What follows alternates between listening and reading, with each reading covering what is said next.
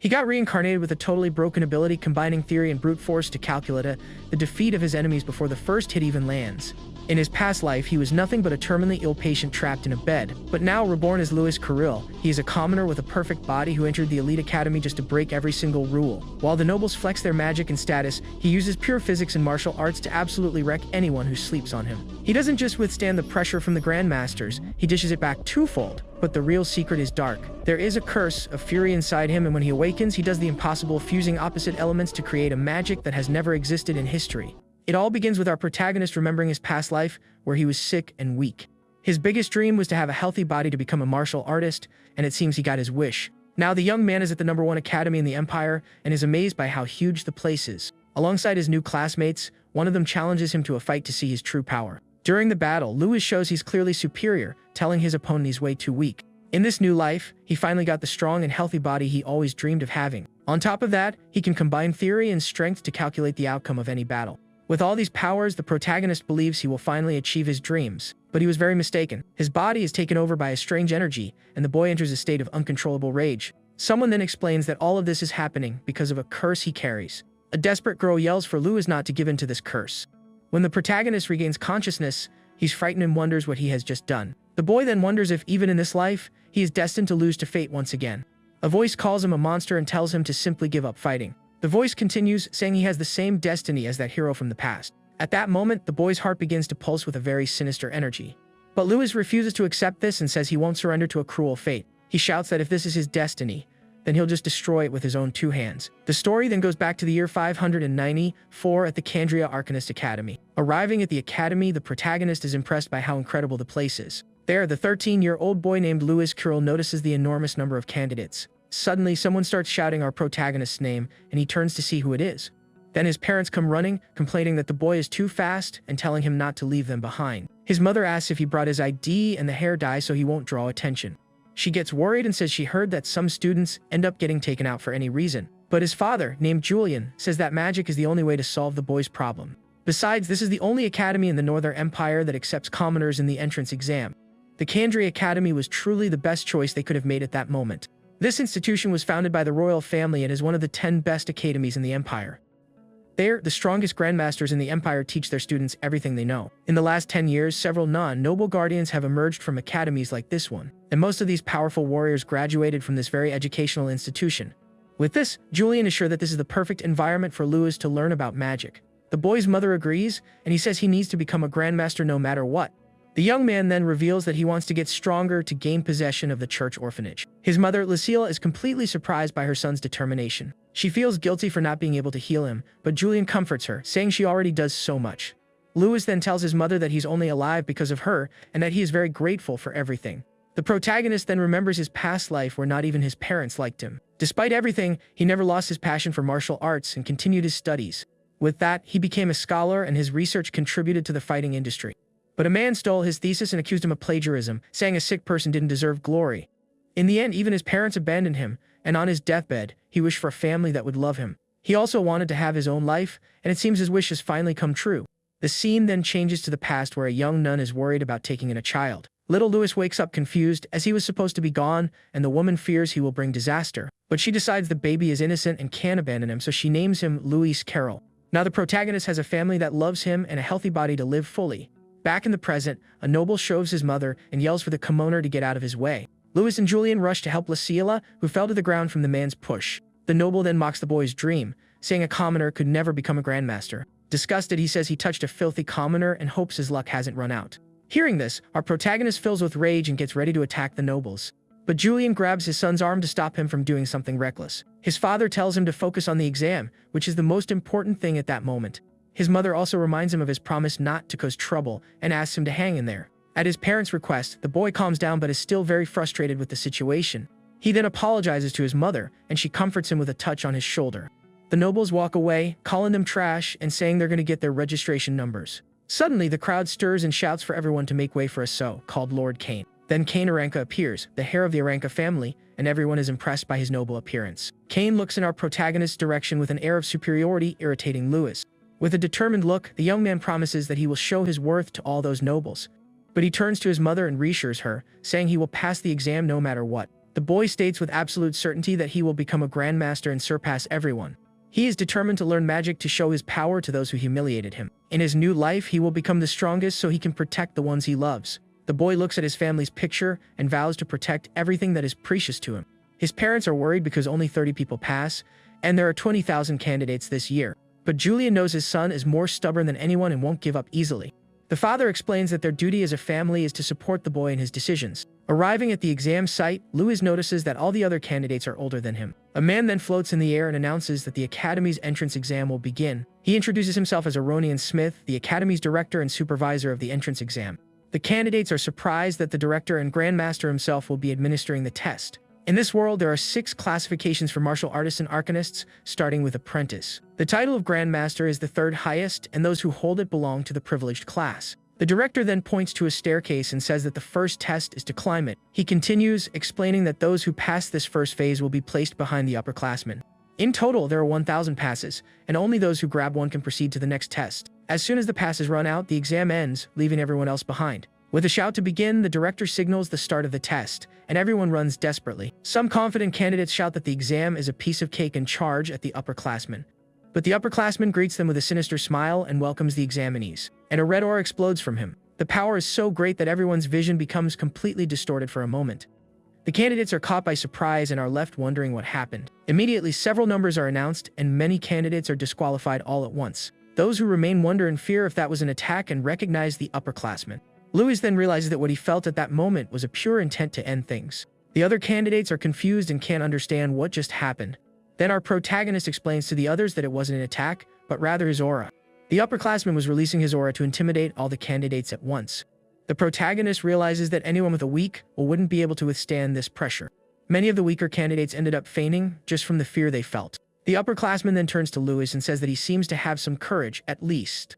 But he adds that there's no room for commoners because there are many talented ones. Our protagonist is not intimidated and faces the upperclassman as an equal, showing his courage. With a challenging look, the upperclassman says that since the boy is here, he'll see what he's capable of. He then vows to make the boy kneel. With that, the other candidates scream in pain and beg him to stop the attack. But our protagonist remains standing, unaffected by the upperclassman's aura. Then Louis asks with a smile if this is all of his intent to end things. To our protagonist, this is nothing, as he has faced worse things in the past. The boy has fought against countless beasts and monsters to train his combat skills. Facing the intent to end things from wild creatures was his daily training. That's why the upperclassman's aura had no effect on him at that moment. The upperclassman is completely shocked to see that the boy was not affected by his aura. With a confident smile, the young man says that it simply won't work on him. Then the protagonist gets ready to show what a true intent to end things is. The boy is determined to show all the nobles what a real intent is. He is going to teach them what it means to feel true fear for the first time. His aura expands throughout the entire area with impressive force and pressure. The other nobles who are watching are completely shocked by the boy's power. Even the upperclassman is terrified by the immense pressure he feels on his body. The protagonist's fist approaches the upperclassman's face, who is frozen in fear, but Louis stops the attack and stares down the noble. The upperclassman is completely shocked and speechless at the strength shown by the boy. The other candidates wonder how a commoner could withstand and even attack an upperclassman. Without caring about the confusion, Louis simply walks past the noble to continue the exam. The boy then approaches the board where the passes are and prepares to take his. He reaches out his arm and finally grabs one of the admission passes. But the upperclassman doesn't accept defeat and shouts angrily that he won't let it slide. Full of fury, the noble charges at our protagonist with everything he has, releasing his energy. Seeing the attack coming his way, the young man prepares to fight back with all his strength, and both attacks collide. But he is shocked to see that a mere commoner blocked his strike without using magic. The director then appears and holds back the upperclassman, saying the boy passed the first exam. He scolds the noble and says the academy treats all examinees equally. The upperclassman bows an apology and thanks the director for his wise words. Aronian then congratulates Louis Kirill for successfully passing the first phase of the test. Suddenly, he notices the boy's hair color and says that it's a bit concerning. The protagonist is confused by the director's comment and asks what he means by that. With a serious look, the director places his hand on the boy's shoulder and stares at him intently. He then offers a special magic potion to hide his unique features. The young man doesn't understand what the director is planning, but decides to focus on the next phase of the exam. With that, he turns and walks towards the location of the academy's second test. As Louis walks away, the upperclassman glares at him with a look full of hatred and resentment.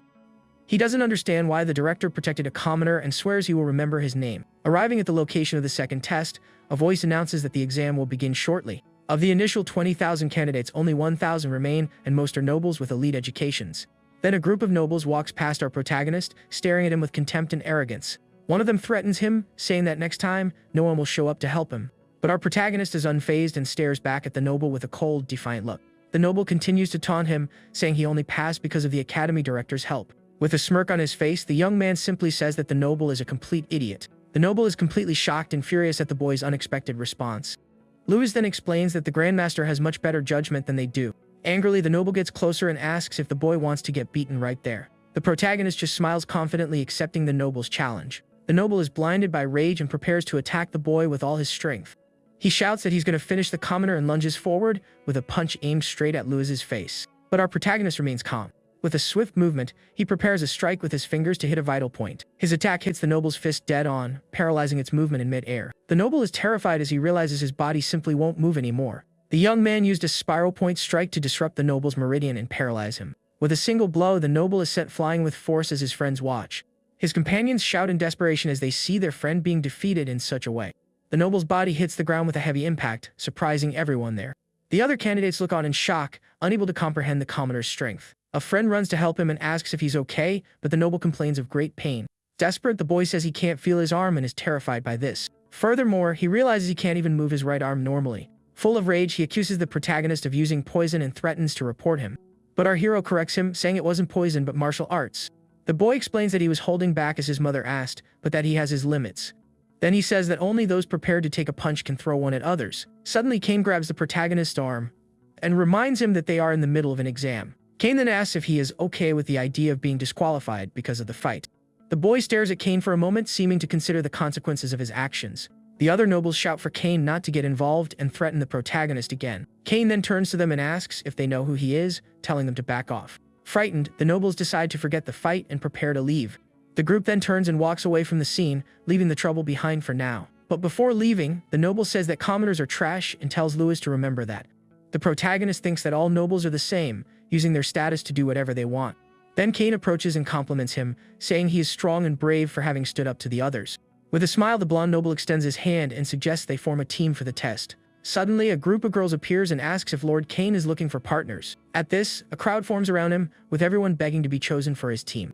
The others comment that teaming up with him is a sure pass because he is from the Aranka family. Louis simply ignores all the commotion with an expression of total disinterest on his face. At that moment, a giant magic circle appears in the center of the arena with a blue energy. The director appears floating and congratulates everyone for passing the willpower test. He then announces with a smile that the next phase will finally be the test of power. Suddenly, glowing marks appear on the chests of all the candidates, who are left confused. Kane is startled to realize that it is an Earth attribute mark on his body. The blonde boy is completely shocked and can't understand what is happening there. His body suddenly feels heavy, and he almost falls to the ground along with the other candidates. Then a huge golden magic circle activates on the floor of the entire battle arena. The director explains that the second exam will be a fight under the influence of his earth magic. The nobles complain that it's impossible to fight with the Grandmaster's magic affecting them. One of them then points in shock at someone who is walking as if it were nothing. It's Kane who, despite the difficulty, manages to stay on his feet under the immense magical pressure. With an expression of effort, he looks ahead, surprised by what he is seeing. The person Kane was seeing was Louis, who was managing to walk despite the magical pressure. The young man steps onto the stage, shocking all the candidates present. The director then smiles at the boy and says he was the first to arrive once again. The others recognize the boy and are shocked by the intense pressure he is enduring. Kane can barely stand and wonders how the commoner is handling this pressure so easily. The director then warns that only those who are standing will be able to participate in the next test. With a wave of his hand, the Grandmaster prepares to summon something into the battle arena. Then an arsenal of weapons appears, and he tells the candidates to choose whatever they want. As a sword is thrown, with a quick and firm movement, the boy's hand grips the hilt of one of the swords. The protagonist then grabs two swords and shows he is ready for the upcoming combat. The other candidates can barely handle the weight of the weapons, and the director gives a final warning. He then asks if everyone is ready and gives the signal for the start of the final exam. With a smile on his face, the director orders everyone to release the bonded slimes. The candidates look around, confused as they can't see anything different in the arena. They wonder what bonded slimes are, but no one there knows the right answer. But our protagonist notices something and looks up with a very attentive gaze. Suddenly, several blue spheres begin to fall from the sky towards the candidates. One of the spheres hits the ground and transforms into a very strange blue creature. Then everyone realizes that those creatures are the slimes the director mentioned earlier. The rules are explained: blocking an attack is worth 1 point, dodging is worth 2, and defeating a monster is worth 5. The director then advises that the ranking will be by points, and only the top 100 will pass to the next test. Our protagonist reflects on the difficulty, since only 100 people will be able to pass. Suddenly, a giant slime screams and starts launching several smaller copies of itself in all directions. One of the candidates scoffs, saying that slimes are low-level monsters and that it will be easy to defeat them. With a confident smile, the boy advances with his sword, ready to easily secure his 5 points.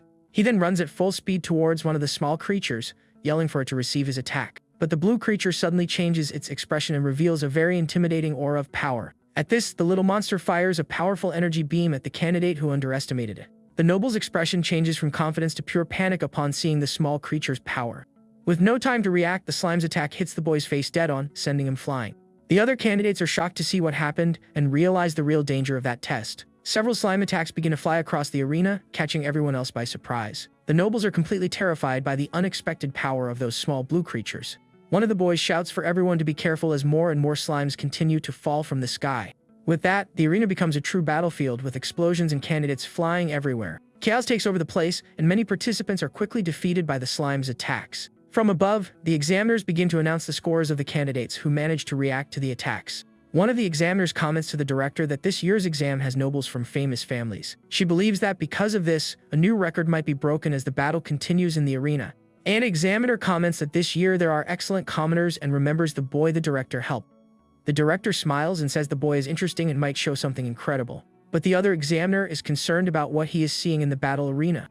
He points out that the young man hasn't moved a single step since the beginning of the test. A noble scoffs at the protagonist and says the slimes are too fast for a commoner. He continues, saying that a commoner is always a commoner and will soon be defeated. With that, a large sphere of energy is fired in our hero's direction. The attack approaches quickly, but the boy remains still, showing no reaction. With a calm look, the boy dodges the attack.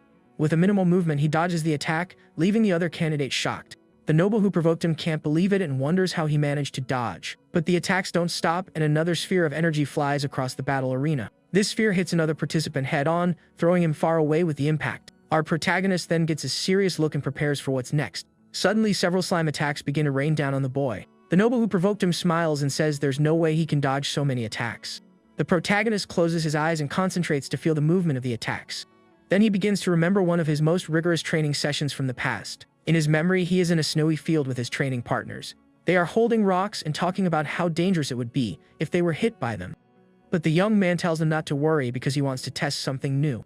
Then his friends shout for him to be sure to dodge and throw the rocks with force. With that, a shower of rocks flies at high speed towards our protagonist. His eyes then glow with a blue energy, and he focuses completely on the attacks. He then reveals that in his past life, he managed to formulate a new hypothesis. The boy trained to transmit information quickly from the parietal lobe to the cerebellum. If he calculated the trajectories and reacted instantly, he could deal with any attack. Back in training, the boy begins to collect the data from all the rocks.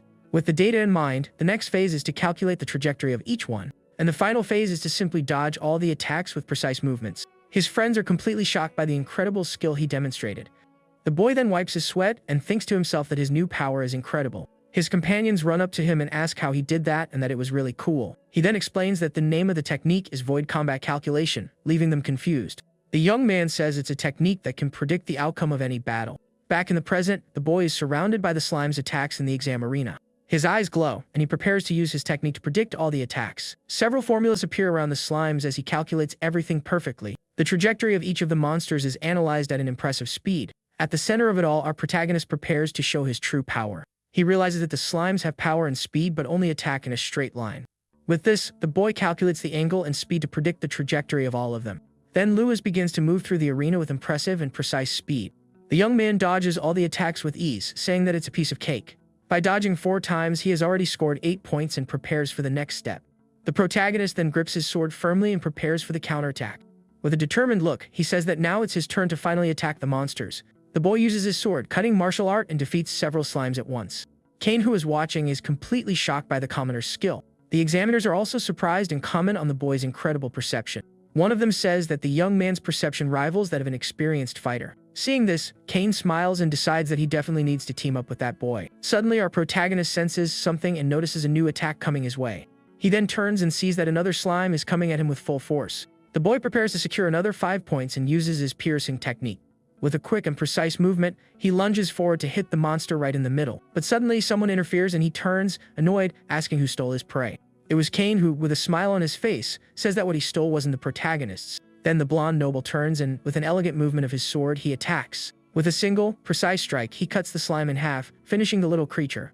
Meanwhile, the other candidates continue to fight desperately against the blue creatures. Kane then says that he stole the prey from those candidates, not from our protagonist. He introduces himself as Kane and invites him to steal points from the others together. Our protagonist stares at the noble with a serious and very suspicious look at the proposal. Kane then says he just wants a high rank and proposes a competition between the two of them. With a challenging smile, he asks the boy to show all of his true power. The young man smiles confidently and says that since the noble insists, he will accept. With that, he grips his sword tighter and prepares for the start of the competition. Lewis then proposes that the loser does whatever the winner says, leaving Kane surprised. The two stand back to back, ready to finally begin the great contest. A group of archers notices that the two have teamed up and sees a great opportunity. The group's leader then smiles sinisterly and prepares to attack the pair. Suddenly, a slime is thrown in their direction, catching everyone completely by surprise.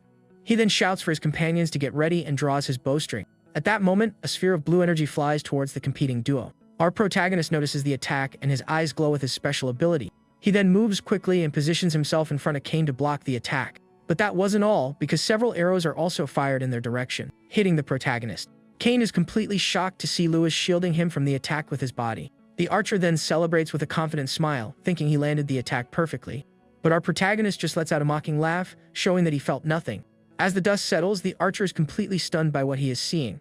It turns out that Lewis caught the arrows with his bare hands without any difficulty. The nobles are terrified and wonder how a commoner could react so quickly. Kane then asks if he is okay, but the boy says that those attacks were nothing. Furious, the noble shouts at his friends and tells them to aim for the aranca hair. The archer prepares a special attack called Double Arrow with a very sinister aura.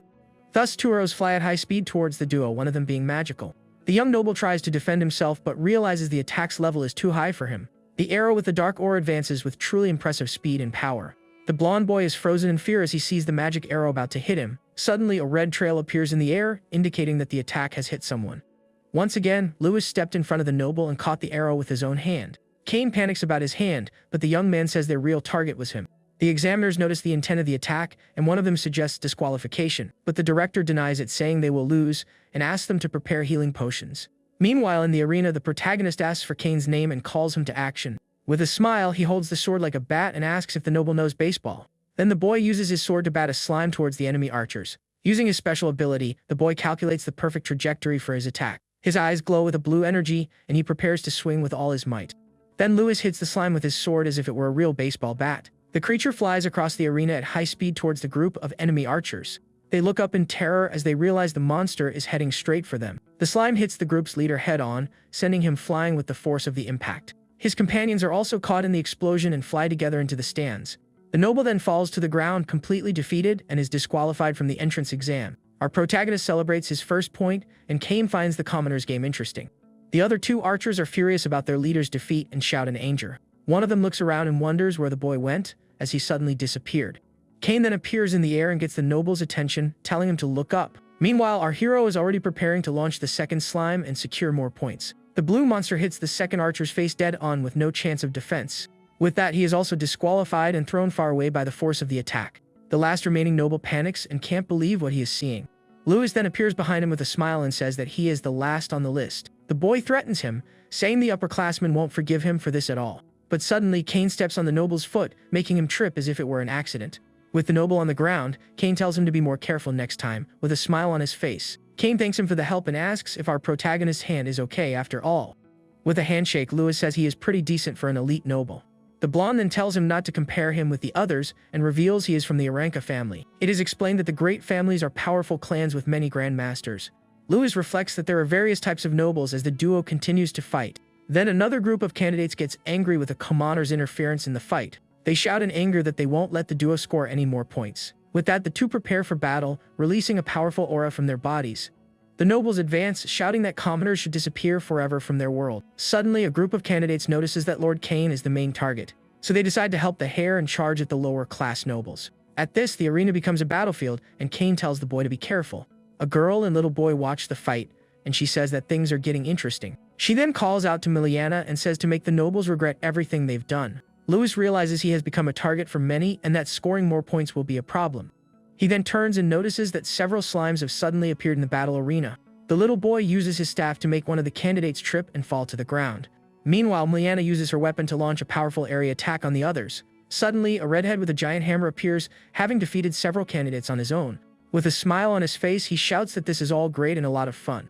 He says that hitting people is much more fun than fighting weak slimes. With a battle cry, the raid head spins his giant hammer with all his might in the arena. The boy then starts spinning faster and faster, ready to unleash a powerful attack. With his eyes glowing, he shouts for everyone to get out of his way as quickly as possible. He then unleashes an area attack that sends all the candidates flying with the impact. After the attack, the redhead stands still with his hammer on his shoulder, looking very victorious. With that, several candidates are left lying on the ground, completely defeated and out of combat. One of the examiners asks if they should stop, but the director says their energy is good. But another instructor is worried about so many nobles being disqualified in the same exam. The director says the academy has its rules and not to worry about public opinion. He then goes to the arena to signal the end of the exam for good. With that, the director announces that the second exam is finally over for everyone. He then says that the scores and rankings will be announced shortly for everyone. With the end of the exam, the earth magic dissipates, and one of the nobles falls to the ground exhausted. The examiners then bring healing potions to the candidates who were injured in the fight. Lewis takes a potion and is impressed by the mysterious power it emanates. Kane then approaches and asks what's wrong with our protagonist, who is deep in thought. The noble tells him to relax and that he won't go easy on him even if he wins their bet. The director then announces that the results of the second exam will be revealed to everyone. He then summons a giant magic scroll and Kane asks what Lewis's position was. The nobles mock our protagonist, but the list only showed up to 6th place. The director then announces that the top 5 have broken records, and Emiliano Royce is in 5th. To the surprise of many, the hair Kane Aranko was only in 4th place in the test. In 3rd place is the red-haired girl named Faye Durhan, who seems very confident. Lewis then wonders if he was disqualified for having attacked those other nobles. But the 2nd place is announced, and Lewis Carroll appears with 887 points. Kane is completely shocked and asks who that boy is that he has never seen before. The blonde noble remembers that he is the commoner from before, and the young man says that's a secret. Kane accepts his defeat in the bet, and Lewis says he will tell him what he wants after the exam. With that, the glorious 1st place winner is about to be announced to everyone. 1st place, with a record of 888 points, is Neil Gunn. The redhead smiles and says there are interesting people around and not to disappoint him. The others are shocked with 2 commoners at the top and say that Neil is too strong. Meanwhile, Miliana looks at Faye, who is standing still holding her enormous spear. The red-haired girl then says she would love to have a battle against the 1st place winner of the exam. A group of nobles is angry for having lost to mere commoners in the competition. One of them then shouts that they are a complete disgrace to the entire nobility of the empire. The instructor informs the director that it is the first time that commoners from an orphanage have placed at the top. With a serious look, the director asks if he knows why the association takes care of orphans. It is then revealed that true strength has nothing to do with someone's social status. The director then tells everyone who passed the 2nd exam to proceed to the next location. Kane comments that Lewis came close to 1st place, and the boy just replies that he doesn't know. Arriving in a forest, the candidates discover that the 3rd and final exam will be there. The director appears floating and announces that the final test is a battle royal of emblems. He explains that he will distribute emblems and the upperclassmen will hide them throughout the forest. With that, the objective for everyone is to collect as many emblems as possible using any method. Whoever loses their emblem will be disqualified, and only the top 10 will be admitted. Kane says they will split up and warns Lewis that the highest ranked will be the targets. The protagonist then understands that the rankings were announced precisely to create this situation. With a smile, the director tells him to demonstrate their skills and survive until the end. The boy is determined to win no matter what, as admission is very close to happening. Suddenly, someone approaches from behind and calls him a commoner in a very provocative way. It's one of the nobles he defeated before, who says he has found him to get revenge for the humiliation. But our protagonist just stares at the noble with a cold look, completely unfazed. The noble says that Kane isn't there to protect him, and that no one will help him this time. At this, the young man notices something strange and turns his head with a very alert expression. He then sees that he is surrounded by several other nobles, ready to begin the attack. The boy understands that the examiners must have purposely leaked his location to the others. The noble gets tired of talking and lunges at Lewis with his large axe. He then shouts for the commoner to receive his blow as Lewis prepares to fight back. The noble shouts that the protagonist won't escape and attacks him with his spear to start the fight.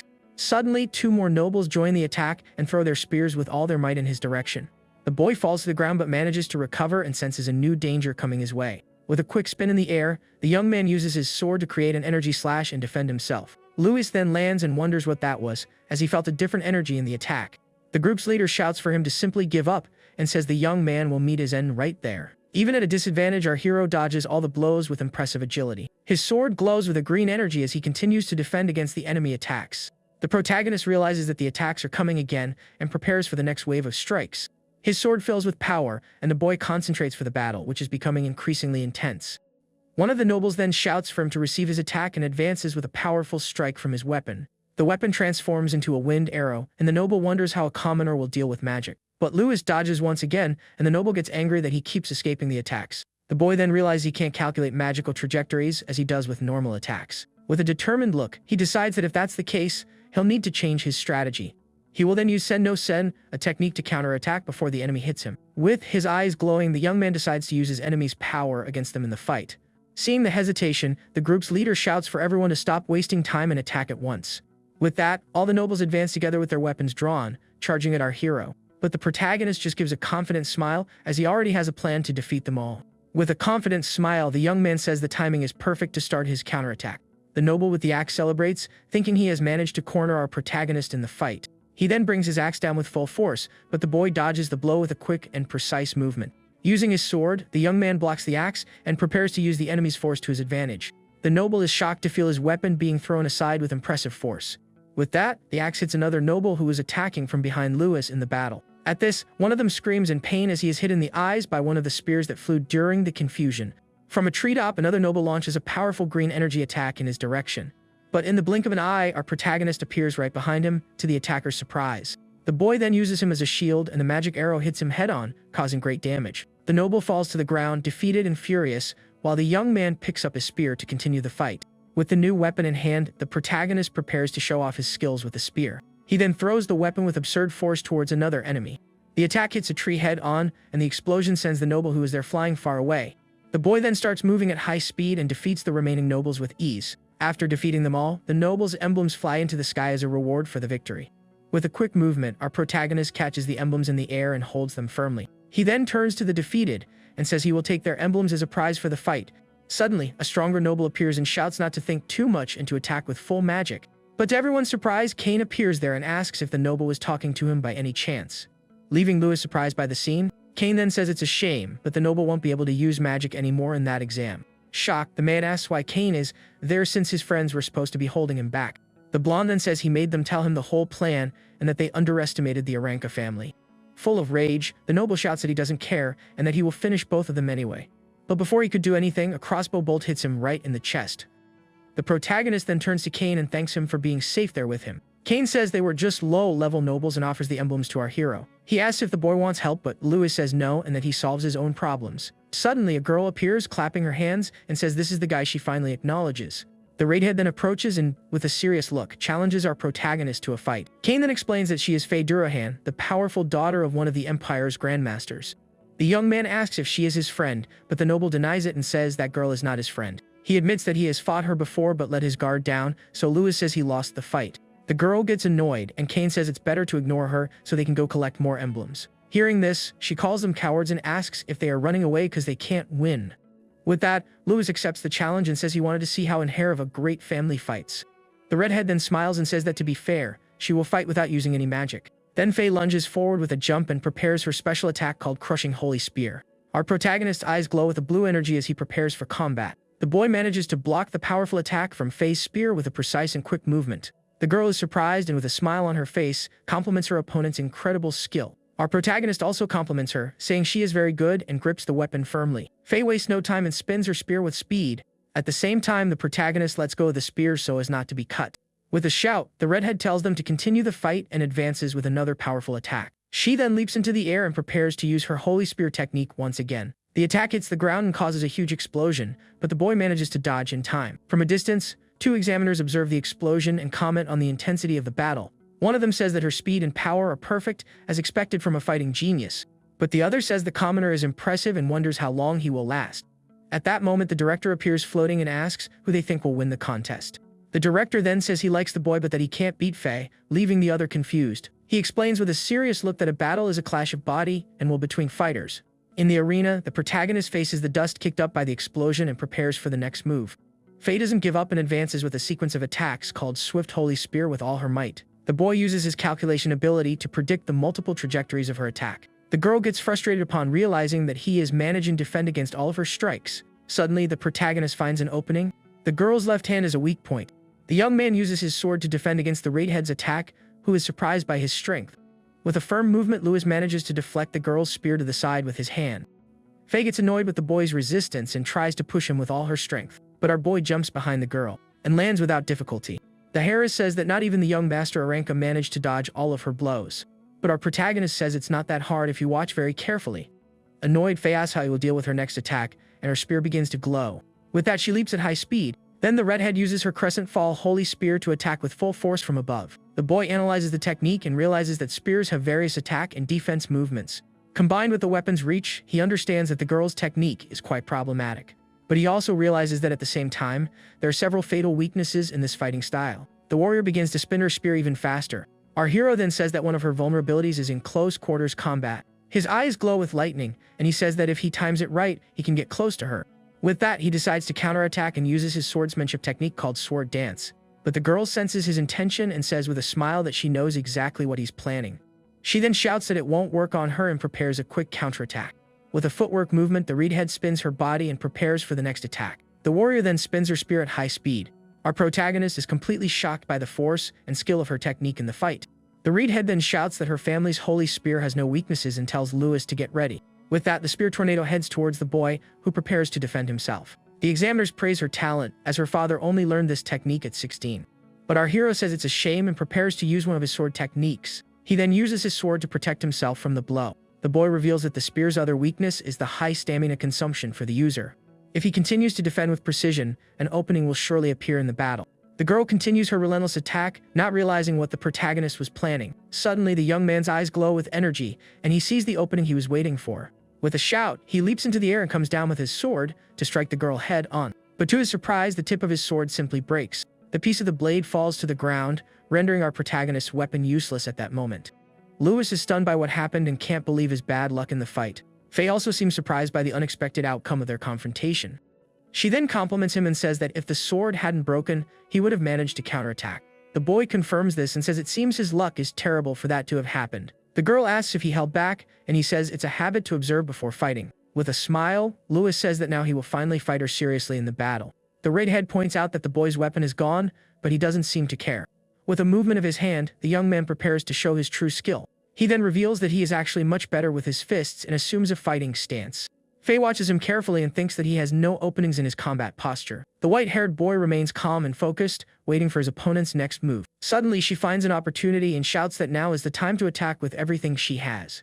With a powerful impulse, the girl advances with impressive speed towards him. The examiners wonder what he did, and the director says his attack pierces defenses. The red-haired warrior shouts that the battle isn't over yet and continues her attack without hesitation. She then throws the broken tip of her spear like a projectile to hit him from a distance. With glowing eyes, she shouts that if one approach doesn't work, she'll try something else. Upon landing, the girl prepares to use an area attack with the rest of her spear. Louis looks up, surprised by his opponent's new strategy in the final battle. Then the redhead creates several copies of herself, and they all advance to attack at the same time. The copies glow with a red energy and rush to surround the commoner from all sides. With that, all attacks concentrate on a single point to defeat him once and for all. But our protagonist just gives a slight smile, showing that he isn't the least bit worried. He then shouts, "So what?" and releases several energy hands to defend against the attack. One of the phantom hands catches the tip of the girl's spear, stopping the blow in mid-air. With a firm grip, the energy hand manages to completely stop the warrior's attack. With that, a large energy explosion occurs, and the astral hands block all the attacks. The red-haired girl is completely shocked and shouts, not understanding what just happened. The director then explains that the boy seems to be stopping the spear's rotation with a special technique. He says he has never seen anything like it, and that a commoner stopping the Durhan technique is incredible. With his eyes glowing, Lewis uses his energy hands to push the girl away. The young man then releases a shockwave that throws the Harris back with great force. Faye plants her spear in the ground to stop, raising a huge cloud of dust with the impact. Annoyed with the situation, the girl curses and can't believe she was outmatched in that way. She then gets up and asks what kind of strange technique he used in the fight. Our hero explains that it's a type of parry from martial arts to cancel the force of the blow. The redhead is completely confused by the explanation and doesn't understand anything about the technique. Lewis then tells her to just think of it as a technique and advances for the final attack. Surprised by his speed, the Harris barely has time to react to the boy's movement. With incredible speed, the protagonist runs towards the girl to end the fight. His feet move so fast that he seems to glide across the ground. The young man creates several images of himself, confusing the warrior with his movement. Faye then swings her spear in a wide arc to try to hit all the copies at once. But our protagonist dodges her attack with ease, creating more and more false images. Kane, who is watching, is shocked and wonders if it's an optical illusion. He then says the boy's movement is like a butterfly's and is impressed. The redhead shouts in frustration, because even with him right in front of her, she can't hit him. It is explained that this is an elegant technique from a legendary boxer called the butterfly step. With this light and difficult to rhythm movement, our hero can dodge anything. The boy says this technique is perfect for the situation and gets closer for the final attack. With a precise punch, Lewis hits the girl dead on and sends her flying with the blow. The impact of the punch is so strong that the warrior is thrown with impressive force. Kane is completely speechless and says it's unbelievable that he defeated Faye. The director is also shocked by the result and says that it was quite unexpected. He comments that few can beat Faye without magic and the commoner might be a combat genius. Our protagonist stands victorious while the girl is lying on the ground, defeated. But she gets up and says it's not over yet, introducing herself as Faye of the Durahan family. Lewis just stares at his opponent with a calm expression, preparing to continue the fight. The young man thinks that because she is from a great family, she can't lose so easily. The redhead then advances with a powerful kick, and a red aura envelopes her entire body. The protagonist realizes that she has abandoned the spear and will use martial arts based on it. With a shout, the Harris charges at the boy to hit him once and for all. Our hero then assumes a Wing Chun stance, preparing for the counter-attack. With the Paxo technique, the young man prepares to deflect the girl's attack with his hands. The warrior then shouts the name of her attack, Crushing Fist, and advances with a powerful punch. The two then clash in a final confrontation, and a great wave of energy spreads out. The protagonist feels the impact of the blow and compares it to the power of a 1-inch punch. He compliments her technique, and the redhead says her family isn't just about battle spears. With that, the girl shouts the name of her attack and launches several energy fists at once. Lewis smiles and accepts the challenge, preparing to use his boxing martial arts. Then the two clash once more. He thinks that fighting a strong opponent is the dream he always wanted. A strange energy consumes him, and his heart begins to pulse with a sinister red aura. With that, the protagonist's eye glows intensely, showing that he is losing control. A demonic shadow appears behind him as he shouts for them to enjoy the fight more. Seeing the sudden change, the red-haired warrior gets scared and asks what is happening. The girl sees a huge demonic face in front of her, feeling intimidated. Frightened, the Harris realizes that her body simply cannot move at all. Without mercy, the boy strikes his opponent's face, throwing her with force, sending the girl flying far away. Seeing the scene, the director is completely shocked and wonders what that was just now. The two are thrown far away by the force of the impact, surprising everyone watching. The girl then falls to the ground hard and ends up hitting a tree with the recoil of the blow. From afar, Kane and another student watch the scene, worried about the young warrior's condition. The two are shocked and can't believe that a mere commoner managed to corner the Harris. Kane's friend then feels a strange pressure and holds his head in pain and confusion. Suddenly, Brian starts to feel sick, and his friend worriedly asks what's wrong with him. The boy says he feels ill and becomes terrified as he realizes what might be happening. He then feels the protagonist's sinister energy and wonders if it is what he thinks it is. Kane is furious and says their plan failed because he never thought the commoner would be so strong. With his mouth bleeding, Brian remembers a legend and faces the situation with great fear. He then adds that if the legend is true, they cannot let the boy live. Faye gets up with difficulty and faces her opponent, shocked by the sudden change in power. Consumed by fury, the protagonist advances and lands a devastating blow on the girl with all his might. The attack hits her head on, and the force of the impact makes her spit some blood. With that, the Harris is thrown back and falls to the ground, completely defenseless against the attack. Our hero then lets out a roar of fury, showing that he has completely lost control of himself. He then unleashes a series of punches. The young woman says his power and speed are on another level, and that there's no way she can win. Desperate, the girl realizes that if this continues, she will surely be done for. With that, she decides to use her secret technique, and a magic circle appears on her fist. Then the girl uses her fire fist and collides with the boy's attack to defend herself. A huge explosion of red and yellow energy occurs from the clash of the two powers. The Harris screams in pain as she is caught in the explosion and is thrown far away with great force. With the impact, she flies through the forest, breaking several trees with her body at high speed. Our protagonist seems to be returning to normal. Suddenly, the boy comes to his senses and realizes that he has once again lost control of his body. He then looks at his hand and is shocked to realize that it was the power of magic. Kane runs to help him and asks if he is okay, but the young man is worried about the girl. Suddenly, an upperclassman appears and announces that the candidate lost his emblem during the fight. With a victorious smile, the man then says that the protagonist has been disqualified from the exam. Lewis looks at his chest and realizes that his admission emblem is catching fire out of nowhere. Then the small flame consumes the entire emblem, turning it to ashes in an instant. The upperclassman shouts that he lost, but Kane defends him, saying it was just an accident. But the man says the director saw everything and asks if Kane is going to help a cheating commoner. With that, the examiner grabs him and shouts that trash like him should disappear forever. Suddenly, a voice shouts for him to wait, and the red-haired girl appears, badly injured but standing. Kane and the upperclassmen are completely shocked to see that the young woman is still conscious. The protagonist is also surprised by the scene and stares at the girl, not knowing what to say. The Harris then approaches and asks if the boy is safe, leaving him very confused. The man is furious and asks if she wants to be disqualified for protecting a commoner. But the young woman shouts for him to shut up and says she knows his emblem was burned. Faye apologizes to Lewis and Kane is shocked by the scene, but the boy takes all the blame. She then says that he won and proposes a new fight when they both get into the academy. The examiner scoffs at the idea and asks how they will pass if he only has 4 emblems. The red-haired girl then tears a piece of her clothing with her emblems to give to the boy. She then extends her hand and tells him to take it, as that is the reward for defeating her. With this, the young man now has a total of 14 emblems and can pass the final exam.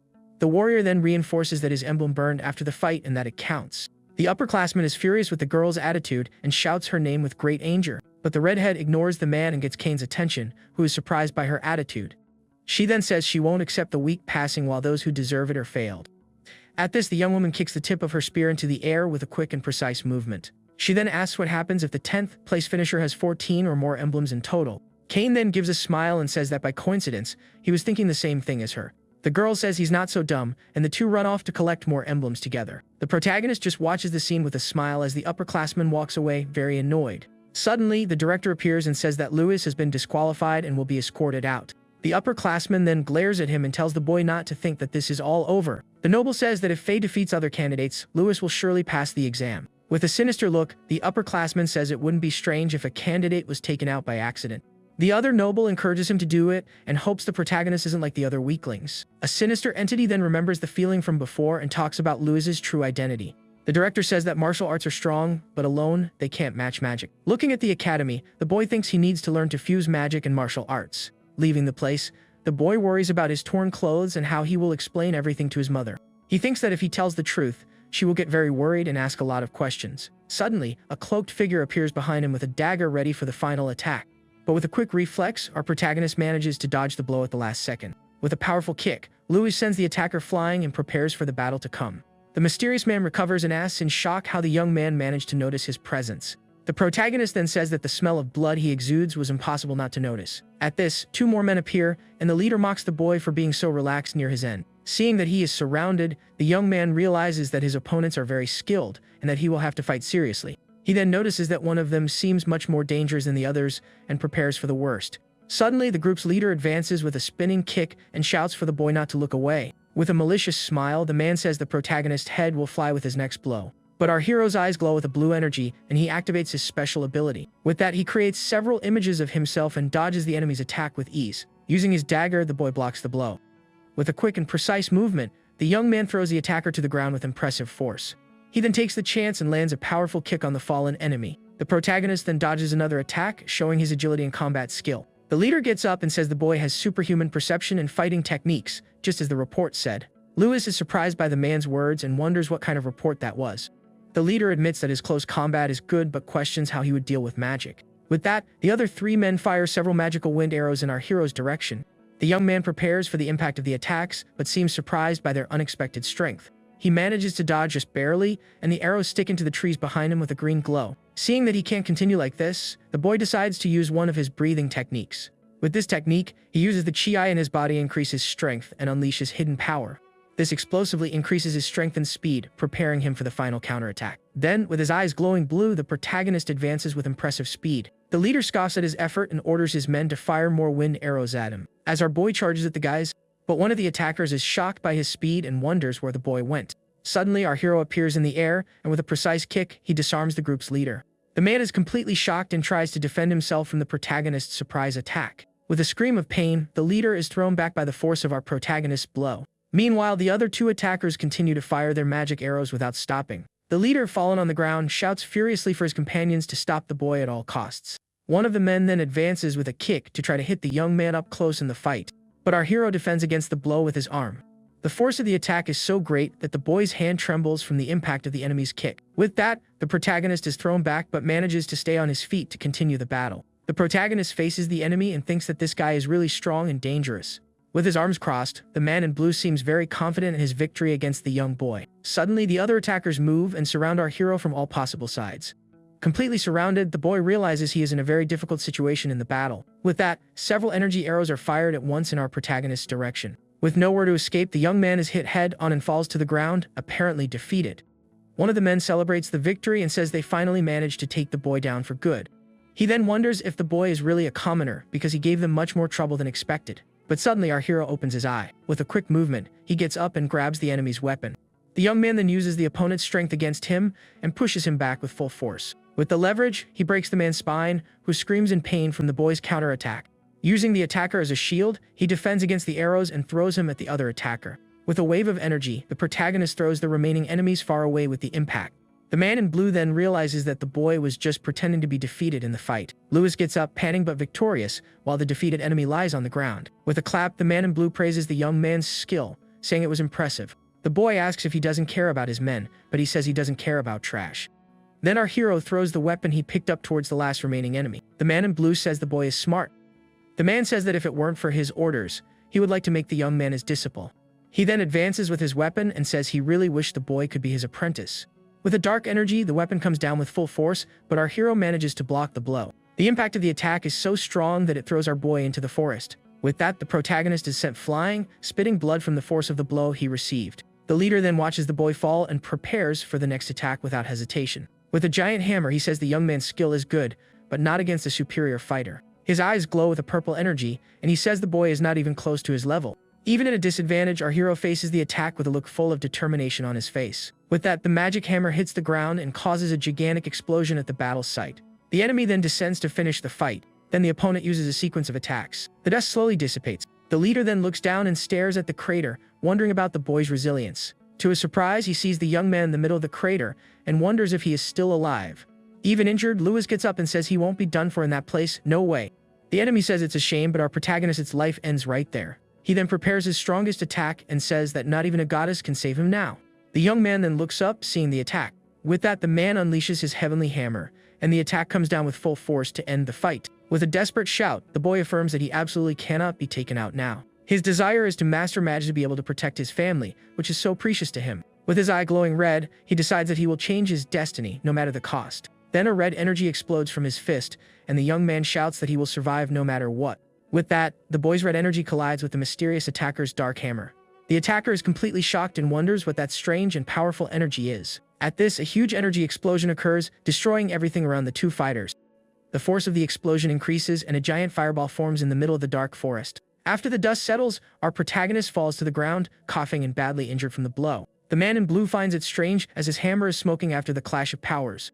He then admits that for the first time, it seems like he is fighting an equal opponent. With that, the attacker finally understands why that person is after our hero. Full of rage, the man raises his hammer and shouts for the monster to finally be gone for good. But suddenly, a voice shouts that it's enough, and an energy tornado hits him head-on with full force. With the force of the attack, the man in blue is thrown far away, his body spinning in the air. The tornado starts to follow the guy. Completely surprised, the attacker faces the energy and wonders what all that power is, hitting him head-on. And the man screams in pain from the attack. Lying on the ground, our protagonist also observes the scene and wonders what is happening. Suddenly, a figure appears. Our protagonist recognizes the man and is shocked to see the Academy's director there. The Grandmaster praises him for having suppressed his fury and offers him a magic potion. With that, the boy takes the flask and drinks all the liquid at once to heal his wounds. Meanwhile, the blue attacker falls to the ground. Furious, the director asks who gave the order to attack one of his Academy's examinees. The man then calls him Grandmaster and tells him not to think he can protect the monster. Aronian glares at the attacker with a serious look. But the man just smiles sinisterly and says that this is all just the beginning of the plan. Suddenly, the attacker's body explodes, scattering blood all over the dark forest. The director wonders if it was self-inflicted and if the Assassin's Guild is behind all this. Lewis then gets up, impressed by the power of the advanced healing potion he drank. A green energy surrounds him, and he realizes that even his broken bones are now healed. The boy then asks if the director wasn't just passing by coincidence. With a serious look, the young man asks why the Grandmaster is always saving him from everything. Aronian then says he will discuss this matter at the protagonist's house, leaving him confused. Suddenly, the boy despairs as he realizes it's very late and his mother is worried. With that, he starts running at high speed, shouting that this is very bad for him. The director then calls for Kylie and summons a dark creature to take care of the cleanup.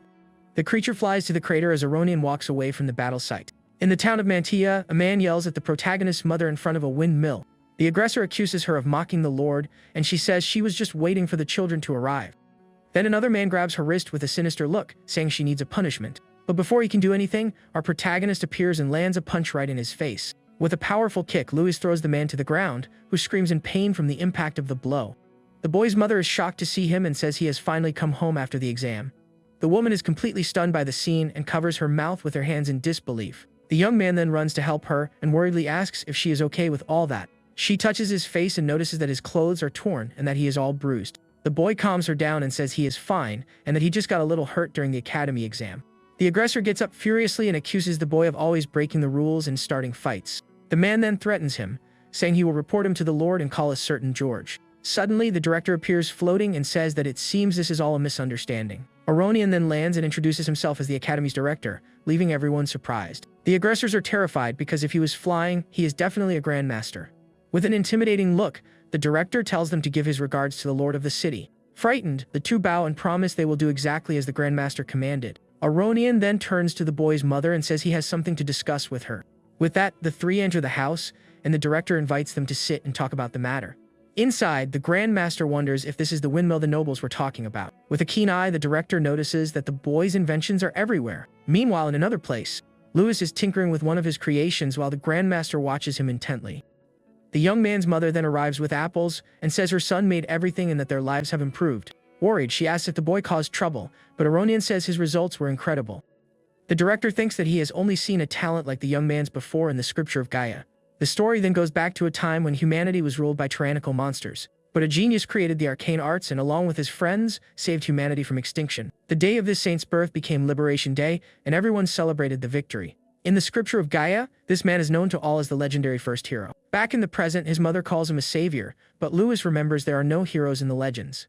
Aronian then says with a serious look that the hero appears in a very different way in the stories. He was a man with black hair and black eyes, leaving the protagonist and his mother shocked. The director reveals that this is a great secret known only to the elite of humanity. Despite saving everyone, a madness lived in the hero's heart that just wanted to destroy everything. The hero took down his own allies, and that became humanity's first nightmare. This inner madness is like a curse that consumes the soul of its possessor from within. Louis is shocked by the revelation and wonders if his own madness came from that time. Aronian explains that this is why, in all countries, people with black hair and eyes are eliminated.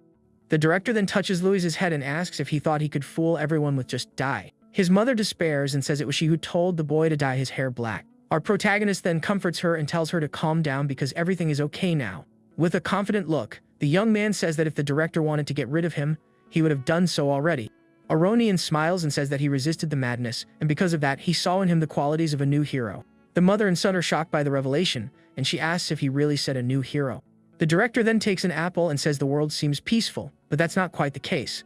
Holding the fruit, he explains that a great darkness lurks, and that seeing the boy made him think. Aronian then holds the apple against the moon and says the legends everyone knows are absurd. With a serious look, the Grand Master says he wants to guide the young man towards the future of humanity. Suddenly, the director throws the apple with impressive speed towards our hero, but the boy manages to catch the fruit with a quick reflex, showing his incredible skill. The Grand Master then reveals that thanks to Faye and Cain, our protagonist passed the final exam. With that, he offers the young man the chance to receive his personal instruction at the Candria Academy. Louis then asks with a smile if the director is betting on him even if he goes mad. The director stares at him with a serious look, and his eyes glow with a purple and sinister energy. Suddenly, the apple in the boy's hand is cut in half, leaving the young man very surprised. Aronian then says with a serious look that if that happens, he will get rid of the boy himself. The next day, a friend of the boy is shocked to learn that he received a personal invitation, but our protagonist worries about the academy's costs and the dormitory fees. The young man then wonders what his true connection is with the legendary first hero. The boy recalls the director asking if he thought he could fool everyone with just the dye. He then remembers the Grandmaster's threat and wonders how much he can trust his words. The young man questions why his mother heard everything, and Aronian says she would be a burden if she didn't know. Angrily, the boy shouts that his mother is not a burden to anyone and glares at him with a furious look. The director explains that if his identity is exposed, his family will also be in great danger. Aronian then flies away and tells the young man to get stronger because the real tests have only just begun. With a determined look, the protagonist agrees that he needs to get much stronger no matter what. Suddenly, the orphanage children run towards him, shouting his name with great joy. A little girl named Lana jumps into his arms, and the boy hugs her with a smile on his face. The little girl cries and asks if he will come back because she doesn't want to say goodbye to him forever. No way. The boy comforts her and says he will come back during the holidays because that is his real home, after all. The girl makes him pinky promise, and the young man tells her not to worry because he will keep his promise. One of the boys then announces that a noble's butler is calling him for an important conversation. The butler approaches a carriage and confirms our protagonist's identity.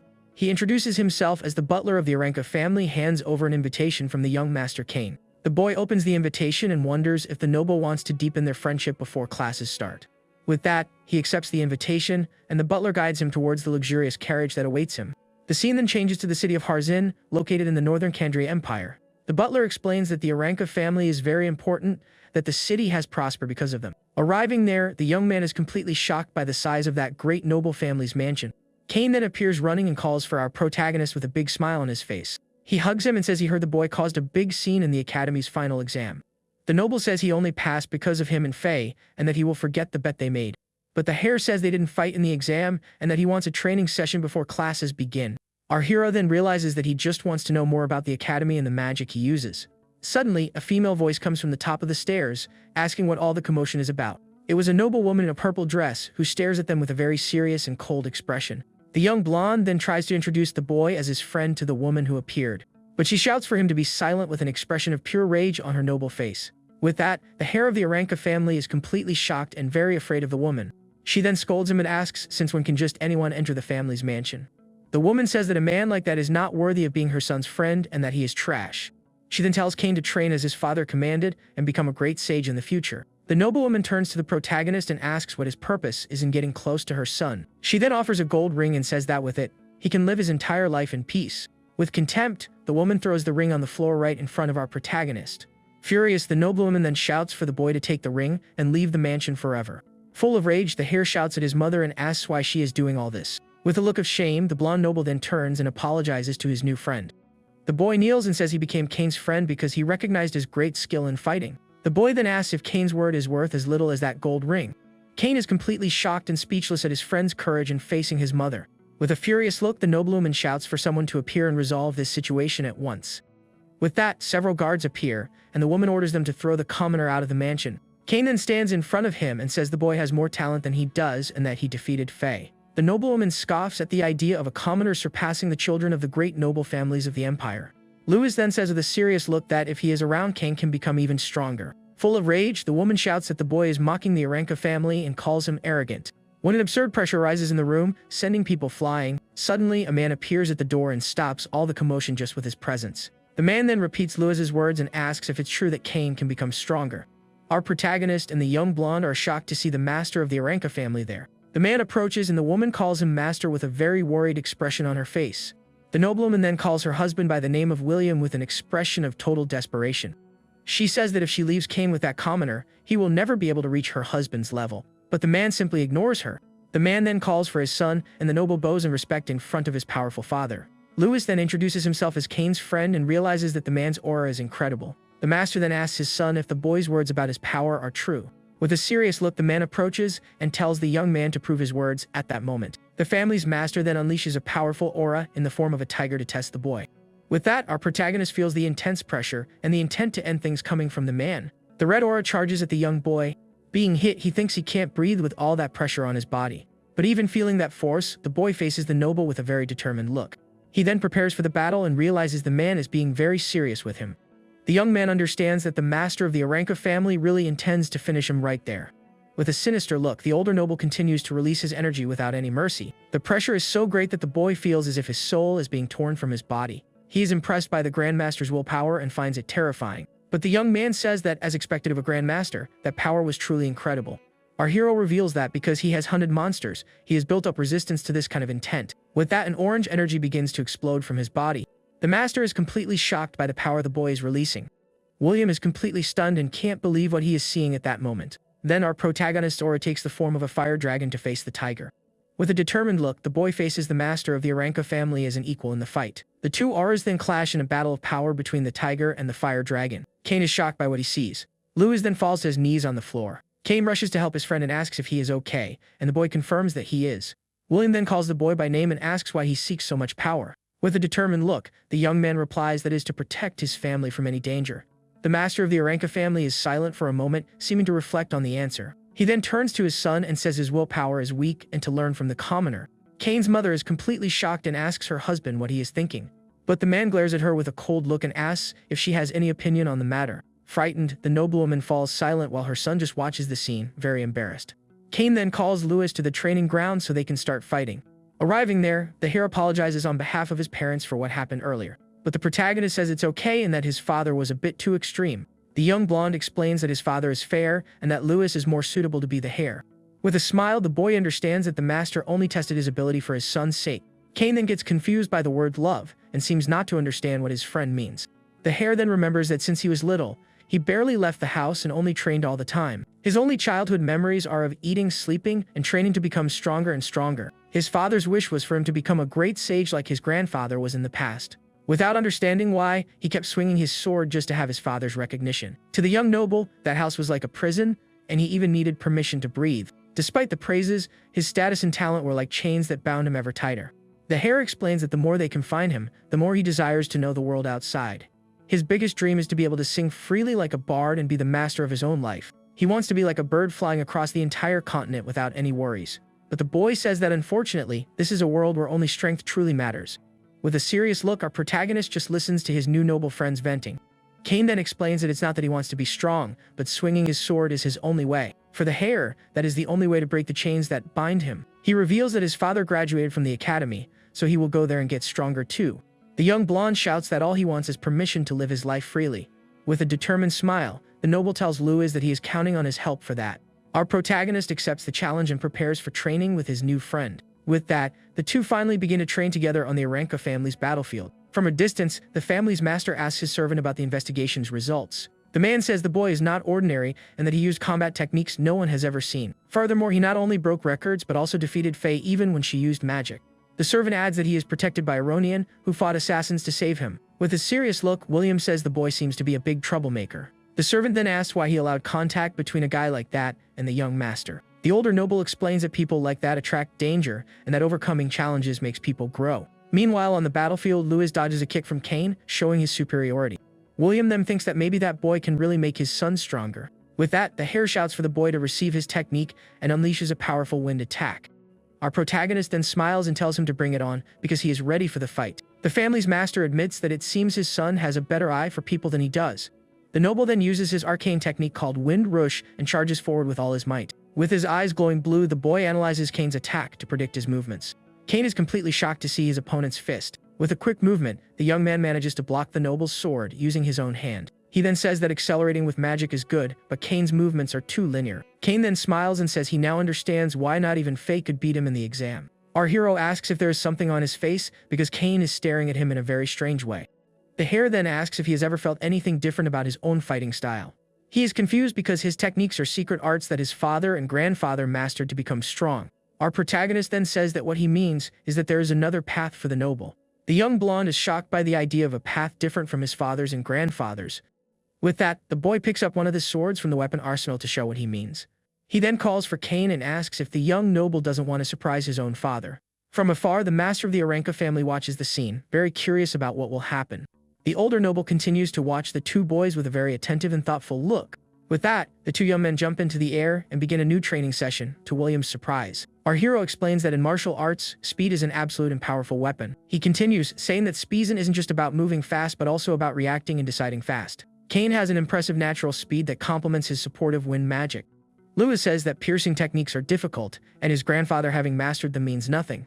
He suggests that his father stopped at the Grandmaster level precisely because of this difficulty. To maximize his talent, the boy says he needs to switch to a specialized combat style. With a confident smile, the young man asks if the noble is prepared for this style change. Cain tells him not to compare him with other nobles and that he will do anything to be free at last. Louis praises the response and says the key to fighting is to keep moving and retreat when necessary. With a determined look, the duo prepares to show William their new skill. Using his wind magic, Cain shouts to accelerate, and the two advance with all their might for the attack. The two move at high speed, leaving the master and his servant impressed with the scene. The servant then shouts worriedly for the master, who watches everything with a very calm expression. With that, the two young men attack the master of the Aranka family with their daggers drawn. Master William remains still as the two boys move at high speed around him. Louis explains that daggers are the fastest and most maneuverable weapons that exist in combat. The goal is to push their advantages to the absolute limit to overcome any opponent. With that, he combines the daggers with his butterfly step technique for a perfect attack. William is completely shocked and surprised by the new skill demonstrated by the two. Our protagonist tries to attack the noble from all sides. Cain also uses his wind magic and creates several clones of himself for the attack. With that, the duo attacks the master from all sides in an impressive aerial assault. The hare then realizes that his body and dagger feel lighter than ever before. With this new sensation, the young noble feels like a bird flying freely through the sky. He loves the fusion of daggers with his combat techniques and the wind magic he uses. Gripping the dagger firmly, the boy prepares for the next move in the fight. Seeing his son's new skill, the master of the Aranka family is surprised by the scene. William faces the situation with a shocked look and can't believe what he is seeing. Cain then shouts to his father that this is his true path in martial arts. The master just lets out a grunt and a dark energy begins to emanate from his body. He then unleashes a powerful shockwave that sends the two young men flying with force. Full of rage, William asks if his son abandoned the clan's techniques to prove something. The two boys are thrown back but manage to recover in mid-air to counterattack. Our protagonist then shouts for Kane to accelerate, and the two join hands for the strike. With that, Kane uses his wind magic and speeds them both up with Lewis on his back in the air. The duo then advances once more. The two continue the attack and surround the Master with a tornado of green energy slashes. The Master turns quickly, but William stops the attack with one hand and asks with disdain if that's all they have. He reaches out to grab Kane's dagger. The Hare then advances with his new speed. With a furious look, the noble faces his own son's attack with contempt. William then shouts that his son is a coward for using this new fighting style. Then Kane remembers that retreating is not weakness and that a pulled back fist prepares the blow. With that, the blonde noble understands that the retreat connects to the next attack he will use. The Hare then uses his wind magic and creates a tornado to attack his father with full force. The duo advances at high speed with their daggers drawn to show their new skill. The Master of the Aranka family is surprised to see the two young boys' new technique. With a battle cry, the two jump into the air to attack the Grandmaster with a combined strike. Lewis then explains that there is a baseball technique called a changeup, and Kane is confused. With a confident smile, the boy prepares to teach the new move. The protagonist then shouts for Kane to receive his attack so that he can understand the technique. The Hare prepares and manages to block his friend's blow with a very quick movement. With that, the two begin to train the new technique to improve their combat skills. Lewis explains that it's a technique to deceive opponents by using variations in speed. He adds that casual movements become feints if used to delay a reaction. With this, they can overwhelm the enemy, maximizing the dagger's force with speed. The family master is completely confused by the duo's fast and unpredictable movements. Kane then advances and uses the new technique to attack his father, who is surprised by the blow. But William says that such a slow attack has no meaning and stares at him with contempt. But the Hare's attack is actually a feint to deceive the master of the Aranka family. With a surprised look, the older noble finally realizes the true intention of the strike. The attack then passes by him without causing any damage while the young blonde remains in the air. William faces his son and seems impressed with the new skill he demonstrated. With a confident smile, the duo prepares to finally initiate the real combined attack. With that, the two boys advance together and attack the master from all sides with their daggers. But William shouts that's enough and stops the two young men's training with a firm command. The duo then stops the attack. The noble then calls for Kane. The Hare of the Aranka family is nervous, waiting for his father's judgment. William then tells his son not to shame the family's name in a very serious tone. Kane smiles and replies, "Wes," showing his determination to follow the new path he has chosen. The servant approaches and calls for the master, who watches the scene with a thoughtful and calm look. The older noble reflects on the attack tactics and the feints with speed variation. With an energy dagger in his hand, the master finds the new possibility of retreating interesting. William then thinks to himself that he has just learned a lesson from two children. Our protagonist says it was a good fight, but that unfortunately, the training is already over. Kane hugs his friend and says he was acknowledged for the first time and will give him a gift. With that, they arrive at the family's library, and the protagonist is shocked by its size.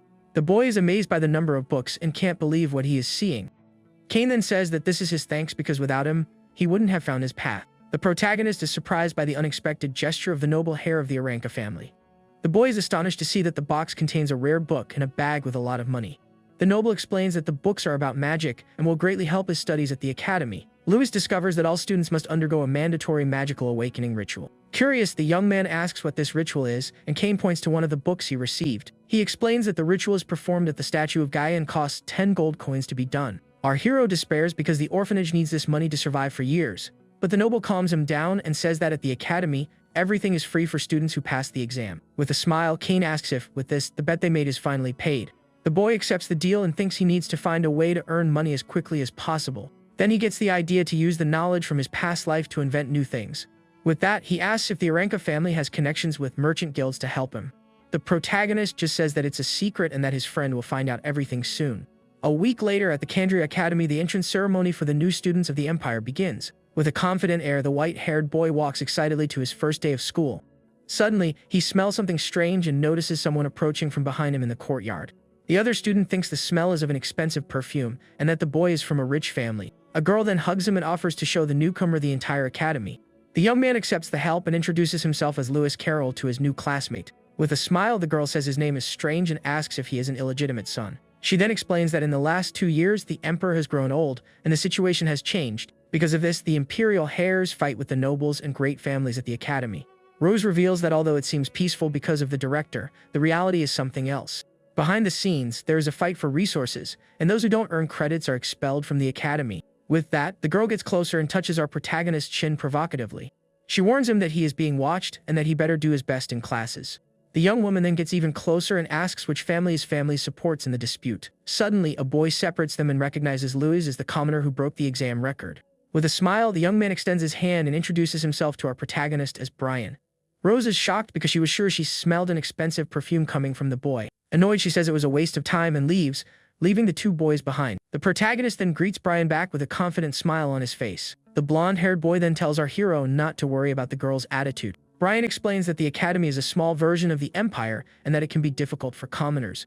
Suddenly, Kane appears running towards them, shouting our protagonist's name. Brian then says goodbye and says he will talk to other students but to call him if needed. The boy then turns and walks away with a very serious expression on his face. Kane approaches and asks what he was talking about with that Brian guy. The noble then reveals that Brian is the Chancellor's son, but they are not close at all. Our protagonist then comments that despite everything, Brian seems to be a pretty decent guy. Suddenly, Faye and Milena appear, and the young man says he doesn't like guys with weak will. The redhead greets him and says that if he is as strong as he says, she might acknowledge him. The boy thanks her for the help in the exam, and the warrior says he passed because of his own strength. With a punch in the air, the Harris says that next time, she will definitely win their fight. The girl then shouts not to be ignored and that if he wants attention, he better beat her first. With that, Milena pulls her away and says they need to finish their registration as quickly as possible. Kane then hands a bag of coins to Louis, leaving him completely shocked by the scene. The hare explains that he followed the instructions and opened a trading company and burned a village. Louis then reveals that his secret was a new type of perfume with a more subtle scent. The noble admits the scent is good, and our hero says he will see when it starts selling. With the money, Kane says he will give some to his mother, and Louis praises him for his ideas. The hare then asks to keep it a secret, and our protagonist agrees to the plan. A man then hands the academy's credit card to the young man and wishes him good luck. Suddenly, a group of nobles accuses him of having passed thanks to Kane and Faye at the academy. The hare reveals that Sheath was expelled for hiring assassins to take him out. With a serious look, the protagonist thinks that he has finally discovered who is behind everything. Kane warns him that Sheath has an older brother and that it's better for him to stay close for protection. From afar, Sheath's brother glares at the duo with a look of pure hatred and resentment on his face. With a malicious smile, the noble says the fun is just beginning for the two of them. In the academy's great hall, the director welcomes all the new students of that year. Aronian congratulates them for having overcome all difficulties and successfully reaching this point. He then says that this is just the beginning and that he hopes they all become pillars of the Empire. With that, the director announces the speech from the freshman representative, the first place winner, Neil Gunn. To everyone's surprise, the boy gets on stage without clothes and carrying a giant axe. The other students are shocked by the scene and wonder what that kimono is thinking. Even director Aronian is completely annoyed by the boy's attitude on stage. With a shout, Neil tells all the idiots to shut up and pay attention to his speech. He then reveals that his only goal is to defeat each one of them until they all wet their pants in fear. The nobles are furious with the declaration and call him a savage brute with no education. But the redhead shouts for them to shut up and calls them weaklings who only know how to talk trash. The director is disheartened and says his stomach hurts just thinking about having to teach that boy. Suddenly, Neil points his weapon and says his main target is in the middle of all of them. With that, he throws his giant axe with all his might towards the crowd of students. The weapon hits the floor with a devastating impact, opens a huge crater in the hall's floor. The axe then stops embedded in the floor, right in front of one of the students, to everyone's shock. To no one's surprise, the target of the attack was our protagonist, who watches the scene very seriously. The redhead then shouts Louis Carroll's name and challenges him to a fight right there at the ceremony. With an impressive leap, Neil lands on top of his weapon and faces our hero from above. With a malicious smile, he shouts that the two of them will fight to see who is the true strongest. With a determined look, our protagonist faces the challenge without showing any fear. The redhead then shouts for them to fight to finally decide who is the true strongest. Suddenly, Kane steps in front and shouts for the boy to stop because the ceremony is not over yet. Neil then mocks the hero and asks if he isn't afraid to really fight against him. With that, the blonde noble becomes completely furious with the first place winner's provocation. Annoyed, Kane thinks that everyone is the same and underestimates him just because of his noble appearance. Full of rage, the hare advances with a punch towards the redhead to end the fight for good. But to everyone's surprise, Louis grabs his friend's fist with his hand and stops the attack. With a calm look, the white-haired boy just tells the noble to calm down a bit. The redhead then smiles and says he can fight both of them at once and calls them cowards. Suddenly, Brian appears and tells them to get along because they are the only talented commoners. He then warns that if they continue with this selfish attitude, they won't last long. But the first place winner ignores him and tells him to disappear because he has no interest in fighting the weak. Brian is completely shocked by the boy's audacity while Kane smiles at the situation. The other students are furious and say that commoners have no education or manners. Kane then mocks Brian and says he embarrassed himself by meddling in their fight. With a malicious smile, Neil accepts the challenge and says he will finish Brian first. Suddenly, a teacher appears and reminds him that fights between students are forbidden at the academy.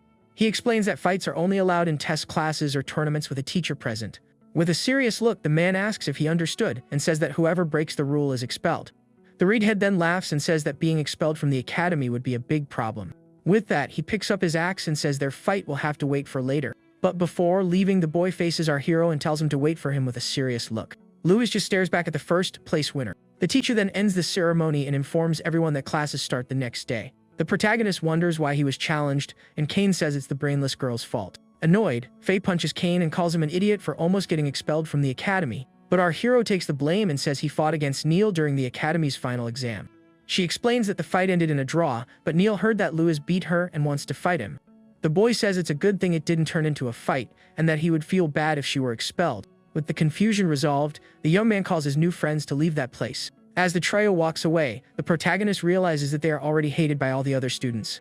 With that, they arrive at the academy's store to buy the necessary supplies for classes. Inside, Louis is startled by the high prices, but the saleswoman says it's no big deal. She then shows a fluffy pillow for 30 silver coins and says it's a bargain. Next, the woman offers a magical herb pillow for 5 gold coins. Kane says that's cheap, and the protagonist realizes how important money and credits are. With that, the boy decides to take the cheapest beginner's kit for 100 silver coins. He thinks it's a good thing he earned money with the perfume, and will send the rest to the orphanage. The young man then realizes he needs magic potions for training and more ways to earn money. The girls then say goodbye and mention that the boy's magical awakening ritual is the next day. Watching them leave, the young man realizes he needs to work hard to earn more money.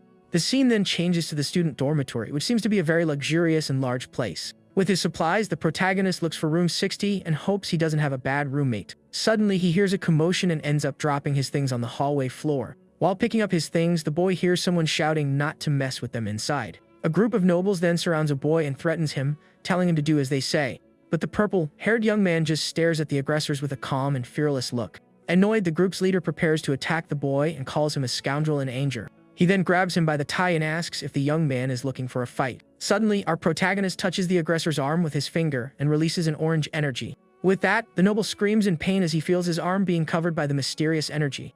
Louis then reminds him that duels are forbidden and asks if he is okay with being expelled. The noble's friends panic and say they haven't done anything wrong yet.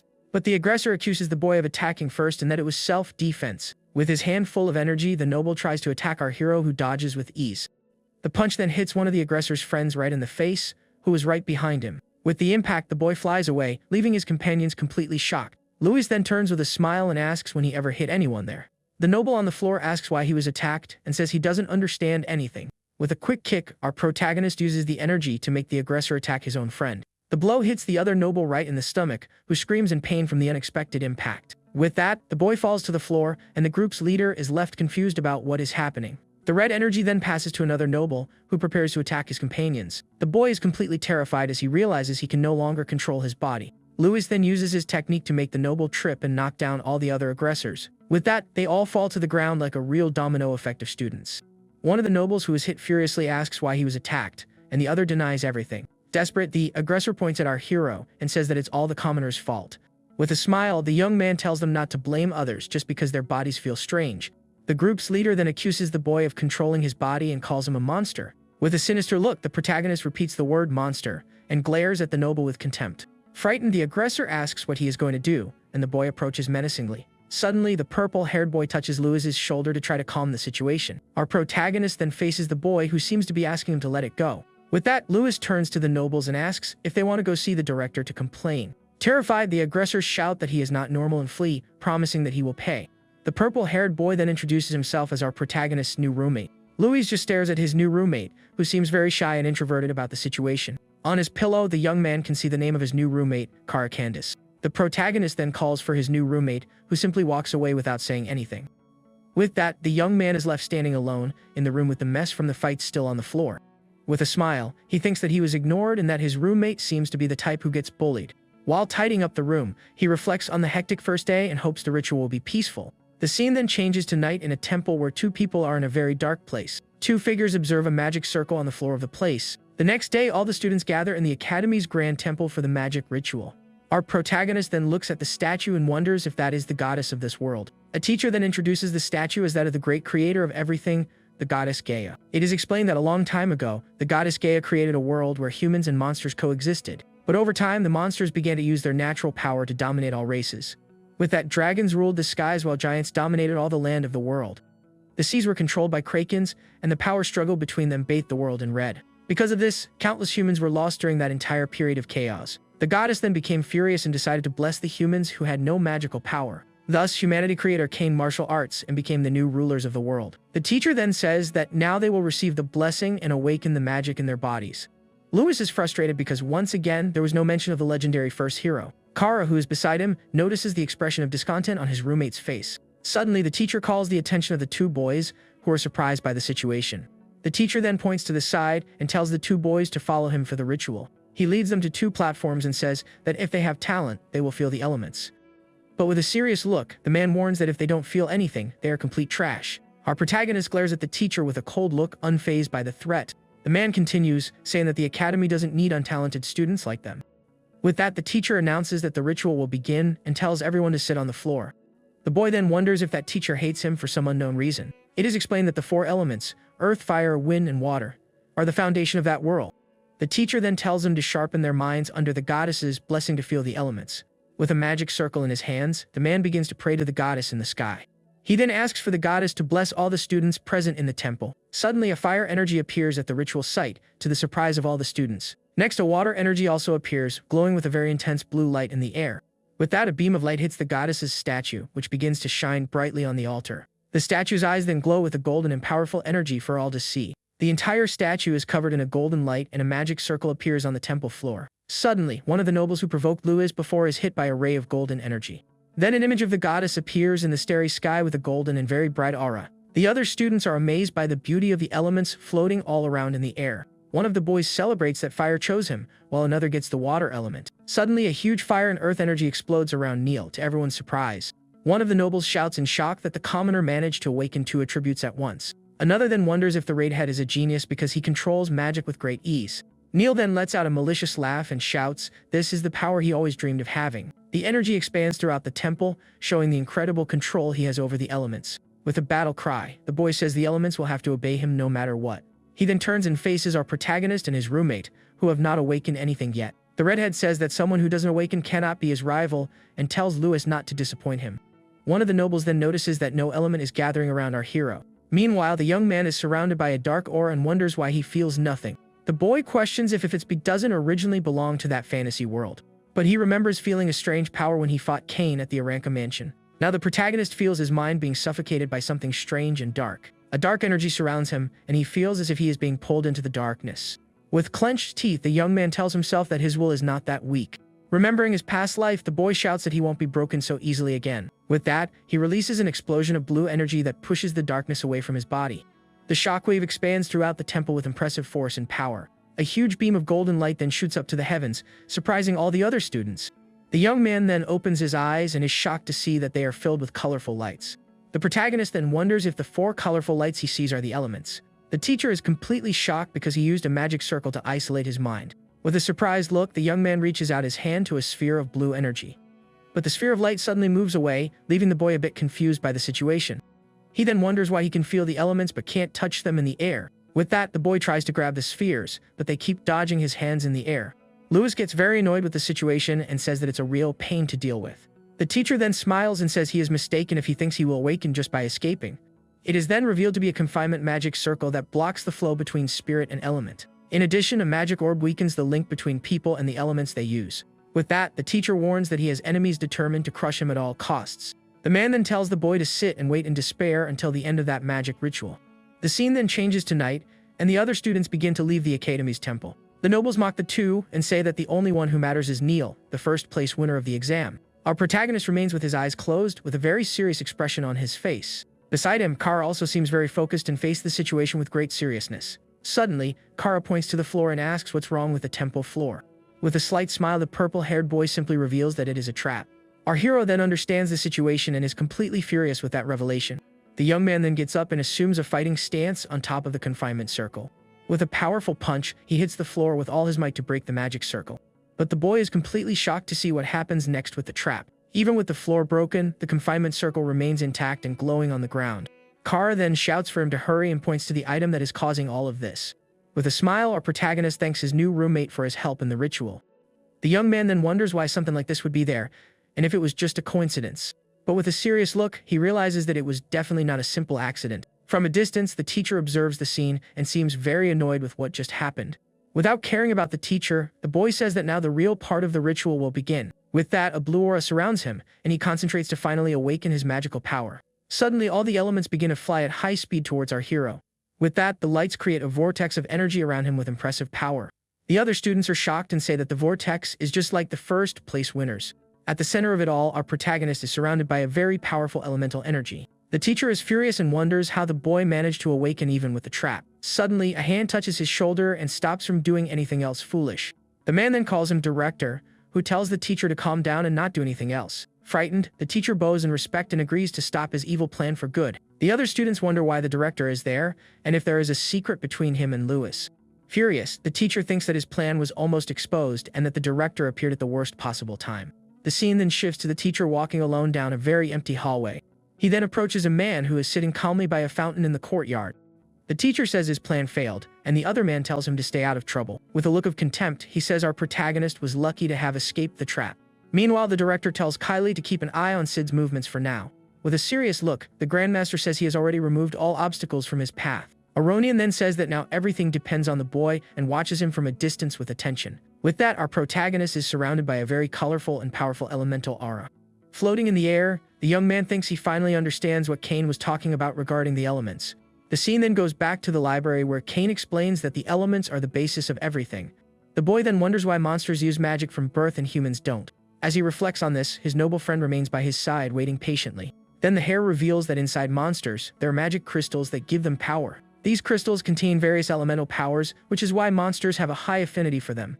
Because of this, the creatures can use magic through their magic crystals from birth. Humans, on the other hand, need to go through an awakening ritual and be recognized by the elements. During the ritual, elements with good compatibility approach the person for the awakening. With this, the young man wonders if magic crystals are the elements themselves. But the noble denies it and says that actually, everything in that world is made of natural elements. Back in the present, a sphere of water floats near him, and the boy wonders if he has an affinity. The boy then touches the water sphere, and a strange vision begins to take over his mind. Suddenly, he sees two beautiful mermaids swimming in a blue ocean full of magical energy. But the vision changes and a giant monster with tentacles and red eyes emerges from the depths. With that, the young man is startled by the vision and realizes something is very wrong with the ritual. He then screams in pain as a sinister red energy consumes his entire body. The power is so great that he kneels and is surrounded by a vortex of fire and blue energy. With all this confusion, the essence of the world finally begins to manifest. By the goddess's will, a symbol with the 4 colors of the elements appears. When the director sees that, he realizes that this is very bad and prepares to intervene. Our protagonist then screams in pain as the blue energy takes over his entire body. With that, the Grandmaster uses the goddess's barrier to try to contain the boy's energy. Then an image of the goddess appears, and the director uses a seal to contain the boy's power. The seal manifests as 2 magic circles, one of water and one of earth, for the ritual. The energy then concentrates into a small creature that suddenly appears in the middle of the temple. Our protagonist then screams in pain from the pressure. The others wonder why the director sealed the boy and what that wave of power was. The director then shouts for Lewis to calm down and not be influenced by what is happening. With that, the boy's hair turns black, and his eyes glow with a very intense blue energy. With a determined look, he finally manages to control the power, and the ritual stabilizes. With his hair now black, the protagonist finally calms down, surrounded by a serene blue aura. The boy wipes his sweat and says he almost lost his mind with all the confusion of the ritual. Looking at the elements, he realizes they are very similar to elementary particles. With this, he thinks that if the elements are like particles, he can manipulate their frequency. Focusing on the energy sphere, he begins to change the movement of the lights within it with his power. Suddenly, the particles multiply inside the orb, glowing with a new intensity. Then a large explosion of light occurs, with the 4 colors of the elements spreading everywhere. With that, the 4 basic elements, earth, water, fire, and wind, appear in front of our hero, and an immense wave of power is released by the young boy. The Grandmaster is completely shocked and speechless at the scene he is witnessing in the temple. The elemental energy continues to expand throughout the place with impressive force. The other students wonder what he did and say his aura is stronger than Neil's. The director then gives a smile and says that, as expected, the boy exceeded his expectations. Lewis thinks that if magic is like particles, humans can use it just like monsters do. With that, the 4 elemental energies begin to flow. He then harmonizes the movement of the elements with the flow of Qi and his body's breathing. The young man thinks he can create a magic crystal in his body and use magic like the Qigong technique. With his eyes closed, he concentrates, and the elemental lights enter his head all at once. Suddenly, a snowflake symbol appears in his eye. With that, huge ice crystals appear around him. With this, a teacher in the training room feels the cold energy and wonders what happened. The director, who observes him with a very serious expression, and wonders what element that is, as it looks very much like real ice. As everything around begins to freeze, he then realizes the elements are moving fast and seem to be fusing. With this, the boy thinks that depending on the combination, a reaction can create a new element. Meanwhile, the students flee the area, who end up being accidentally frozen, and the entire temple is filled with ice crystals. The Grandmaster points at the boy and asks in fright what on earth all of this is. The traitor's teacher begins to pray to the goddess and asks for a special blessing for himself. He then asks for the power of flame to protect the academy from all the boy's ice. With that, the man creates a huge barrier of flames to melt our protagonist's ice. The fire barrier surrounds the entire temple and begins to melt the ice crystals quickly. The students who were there are that out. A huge wave of fire then collides with our protagonist's ice energy in the temple. And in the middle of the confusion, our protagonist stands there, totally chill. The entire temple is then covered in an intense light. In his office, one of the teachers notices the commotion and is very intrigued by the scene. Looking outside, he is startled by the energy and wonders what it all is, after all. In the training room, an instructor also feels the energy. Inside the temple, the academy's director faces our protagonist with a very serious look. He then asks what kind of element that was that looked so much like ice. With a blue aura around him, the boy remains very focused on the situation. He looks at the elements and notices that they are moving fast and fusing. With this, the young man thinks that by combining the elements, he can create a new elemental reaction. He then feels the energy of wind and water filling his body and doesn't know what to do. He decides he needs to talk to someone about what happened. Suddenly, he looks up and is surprised to see the director right in front of him. With that, the director points at the young man and asks what that strange energy is. While releasing his own aura, with a golden emblem in hand, the Grandmaster faces the situation with a very serious look. Aronian then asks angrily if the boy has any idea what he just did in that place. Our protagonist looks at the students and seems a little confused. With an awkward smile, he admits he messed everything up and thanks the director for saving him. The director turns to the boy and says he will return to his office, leaving the cleanup to him. He then calls the young man to come along, as he knows the boy has many questions to ask. With that, the two leave the temple for the director's office.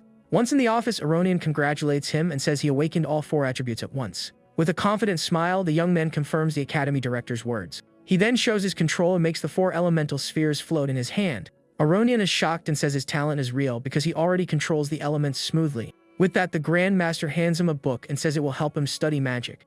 He then tells Louis to ask Faye and Miliana for help, as they know the other elements. Suddenly, the director calls for a certain Kylie and tells her to enter his meeting room.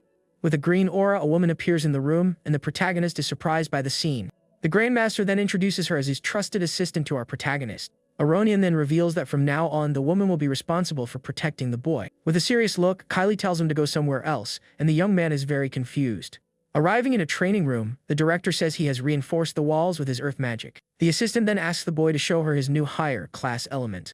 With this, Louis explains that he discovered it by chance during the magical awakening ritual. He then reveals that by accelerating and mixing 2 elements, a new one is born with the power. With an intense glow, the boy says he has named his new ability the ice element. The director is surprised, as he has never heard of anyone who could mix the elements. Kylie is also impressed and says that element is indeed very cold, just as he said. Suddenly, the assistant gives a very sinister smile and prepares for what's next. With a leap, she charges at the boy and says she wants to feel his power. The woman then attacks Louis, who defends himself with his new ice power and faces her back. With an ice punch, our hero attacks, but the assistant manages to block the blow with her arm. The boy continues the attack with a very determined look on his face. The force of the attack throws her back, and she is completely shocked by his power. The woman then realizes she is slowed down and wonders if that is the power of ice. Without wasting time, the assistant advances with a powerful kick towards our protagonist. The director reveals that fusing elements is something that has never been done before in the history of magic. He continues, explaining that since the dawn of magic, people have studied its power relentlessly. Several geniuses dedicated their lives to magic, but none of them managed to fuse the elements. It is explained that most people only control one attribute, and very few can manage several. Even the genius Lady Miriam from the eastern region only managed to control 3 elements at once. The woman then tried to fuse 2 attributes, but ended up failing quite disastrously. The Grandmaster reveals that her mind and body simply couldn't withstand the power. With this, our protagonist asks if normal humans can't handle the fusion of attributes. The director explains that it takes immense power to guide and release the elements from the body. If someone tried to guide several elements at once, they would collide inside the person's body. With that, the elements would clash, and the person would surely meet their end. The assistant then stares at the boy with a serious look and thinks about the implications of that power. She then realizes that the boy's potential could rival even that of a saint. With a fire aura around her, Kylie prepares to continue the training with the boy. With her eyes and hair on fire, she shouts that she wants to fight our protagonist once more. She then advances with a fire punch, but the young man blocks the attack with his ice arm. The director explains that the Saint Miriam once formulated a hypothesis about using multiple attributes. To withstand the collision of elements, one would need a dragon's body or to use crystals. This would allow them to use magic in the same way that monsters do from birth. Our protagonist then asks curiously what the results of that ancient research were. With a tired look, Aronian reveals that all of the Empire's experiments failed miserably. He adds that he never imagined someone could break that taboo of magic. Lewis explains that by circulating the elements through separate paths, he avoided a collision between them. Annoyed, Kylie kicks him and shouts for him not to get cocky and asks if he understands what this means. With a calm look, our protagonist replies that he understands the situation perfectly. As he remembers the past, he realizes that this could become a major source of trouble. The assistant warns him that if his secret gets out, there's no telling what might happen to him. She says the director ordered her to protect him, but she doesn't like trouble and tells him not to overdo it. The boy says he will say he awakened water and that the ice is just an application of it. The director is intrigued by the idea and asks what he means by magical application. The young man says his willpower is stronger and asks Kylie to attack him one more time. With a fire punch, the assistant charges at him to test his theory. With a smile, the boy creates a water barrier to defend against her fire attack. He explains that when water is subjected to intense pressure, it changes its state. With the ice barrier, the assistant's blow is blocked. The woman with glasses is completely shocked and can't believe what she just saw. Director Aronian is also impressed with what the young man just did in the room. Our protagonist then reveals his new ability called Superionic Ice Form. Confused, Aronian says that isn't magic and that he has never seen anything like it before in his life. Kylie asks how he turned water into an ice that radiates heat and doesn't melt with fire. The boy explains that he just used his knowledge of how liquids change under pressure. The director offers to help teach the boy and promises to give him credits for his discoveries. The assistant asks if the director will really protect him, as his magic isn't in the books. Aronian says he won't deny possibilities, as much magic was discovered by coincidence. The woman then accepts the decision and says the young man seems to be a very difficult student. Even so, with a fire aura around her, she affirms that she will protect him properly. She then creates a large sphere of fire while the director and the boy just watch everything. The director tells him to leave and gives him a mental recovery potion for his classes. Lewis holds the potion and is surprised to learn that there are magic items for the mind. Back in his room, he feels energized and decides to meditate until the next morning. But upon opening the door, our protagonist is in for a surprise and finds someone inside. A purple-haired person named Kara is sitting and asks why he is awake. The young man then approaches and asks if that person was waiting for him the whole time. Lewis thanks him for saving him earlier and asks how he noticed the rare artifact. With a serious look, the purple-haired boy just stares at him without saying a word. He then hands him a card from the Gandish Trading Company, and the young man understands everything. Our protagonist asks if Kara wasn't afraid of getting into trouble by helping him. The purple-haired boy just says thanks and then turns to leave the room in silence. The white-haired young man realizes that was a thank you and that he might need help. The next day at the academy, the students gather in the training hall for class. A muscular man introduces himself as Derek, the academy's physical training instructor. With a smile, he promises that with his help, everyone there will achieve perfect bodies. The students find him very strange, and one of them asks Lewis what he thought of the teacher. Our protagonist says the teacher is not wrong, as body and mind are the foundation of everything. With a surprised look, the instructor notices the young man's comment and becomes very interested. Suddenly, he moves at an incredible speed and appears in front of the two boys. The instructor approaches our protagonist and compliments him, leaving his friend shocked. He then grabs him and says his body is a work of art created by the goddess, and the young man is startled. The teacher shouts that he loves students who train hard, leaving the white-haired boy embarrassed. Derek compares him to the sons of rich families, and Lewis's friend gets very annoyed by the comment. The instructor ignores the question and thinks that the quality of the great families has declined greatly. He then says that before starting the class, the upperclassmen will demonstrate the equipment. One of the upperclassmen then comments that this year's freshmen don't seem very reliable. An upperclassman then arrives and says they even lost to commoners, not just the great families.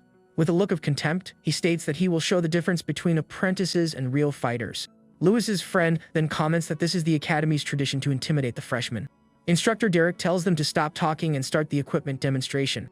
With a confident smile, one of the upperclassmen offers to be the first to show his skills. He approaches a machine and explains that this equipment is for training arms and chest. The boy reveals that the special thing about the machine is that the weights are enchanted with earth magic. With that, he starts training and reveals that each of the weights totals 1 ton. The freshmen are shocked to see the upperclassmen lifting 1 ton so easily. On another piece of equipment, a girl spins at an incredible speed without losing her balance for a second. Meanwhile, another upperclassman runs on a treadmill with 250 kilograms on each leg. Instructor Derek then says that now it's the freshmen's turn and asks them to be careful. One of the freshmen tries to use the weight machine, but he can't move it even an inch. Soon after, several students collapse on the floor, completely exhausted after trying to train. Another boy is thrown far away when he tries to run on the super heavy training treadmill. The upperclassmen then mock the freshmen and ask if they were coddled too much by their mothers. Suddenly, one of the upperclassmen gets scared and shouts that there is a monster among the freshmen. Our protagonist is using the machine with 10 tons, and the upperclassmen can't believe the scene. On the treadmill, the boy's speed is so great that it starts to smoke and looks like it will explode. To make matters worse, one of the freshmen starts spinning so fast that he ends up creating a tornado in the hall. With that, the upperclassmen are completely paralyzed and speechless at the freshman's power. The instructor wonders if they used drugs, but there's no reaction, and another freshman stands out. Suddenly, a red-haired boy lets out a shout in the hall. A redhead rookie punches the ground with the force of 15 tons, showing off all his power. On the treadmill, he runs with 2 10-ton weights on his shoulders like it's nothing. Seeing this, the upperclassmen are completely shocked by the rookie's absurd strength. The redhead then throws a 10-ton weight on the floor and says that this time he'll win the fight. He challenges our protagonist to forget the rest and decide who's the strongest. But Lewis doesn't even care and says the class is just basic training to strengthen the body. The boy continues, saying that showing off your strength to others is completely pointless. At this, one of the nobles gets angry and asks if the comment was aimed at him. He tells Lewis not to be arrogant just because he's strong and asks what his attributes are.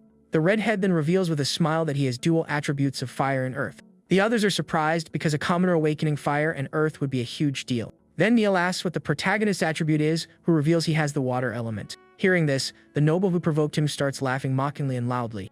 The group scoffs at him, saying his strength was wasted and asks if he's going to attack with puddles.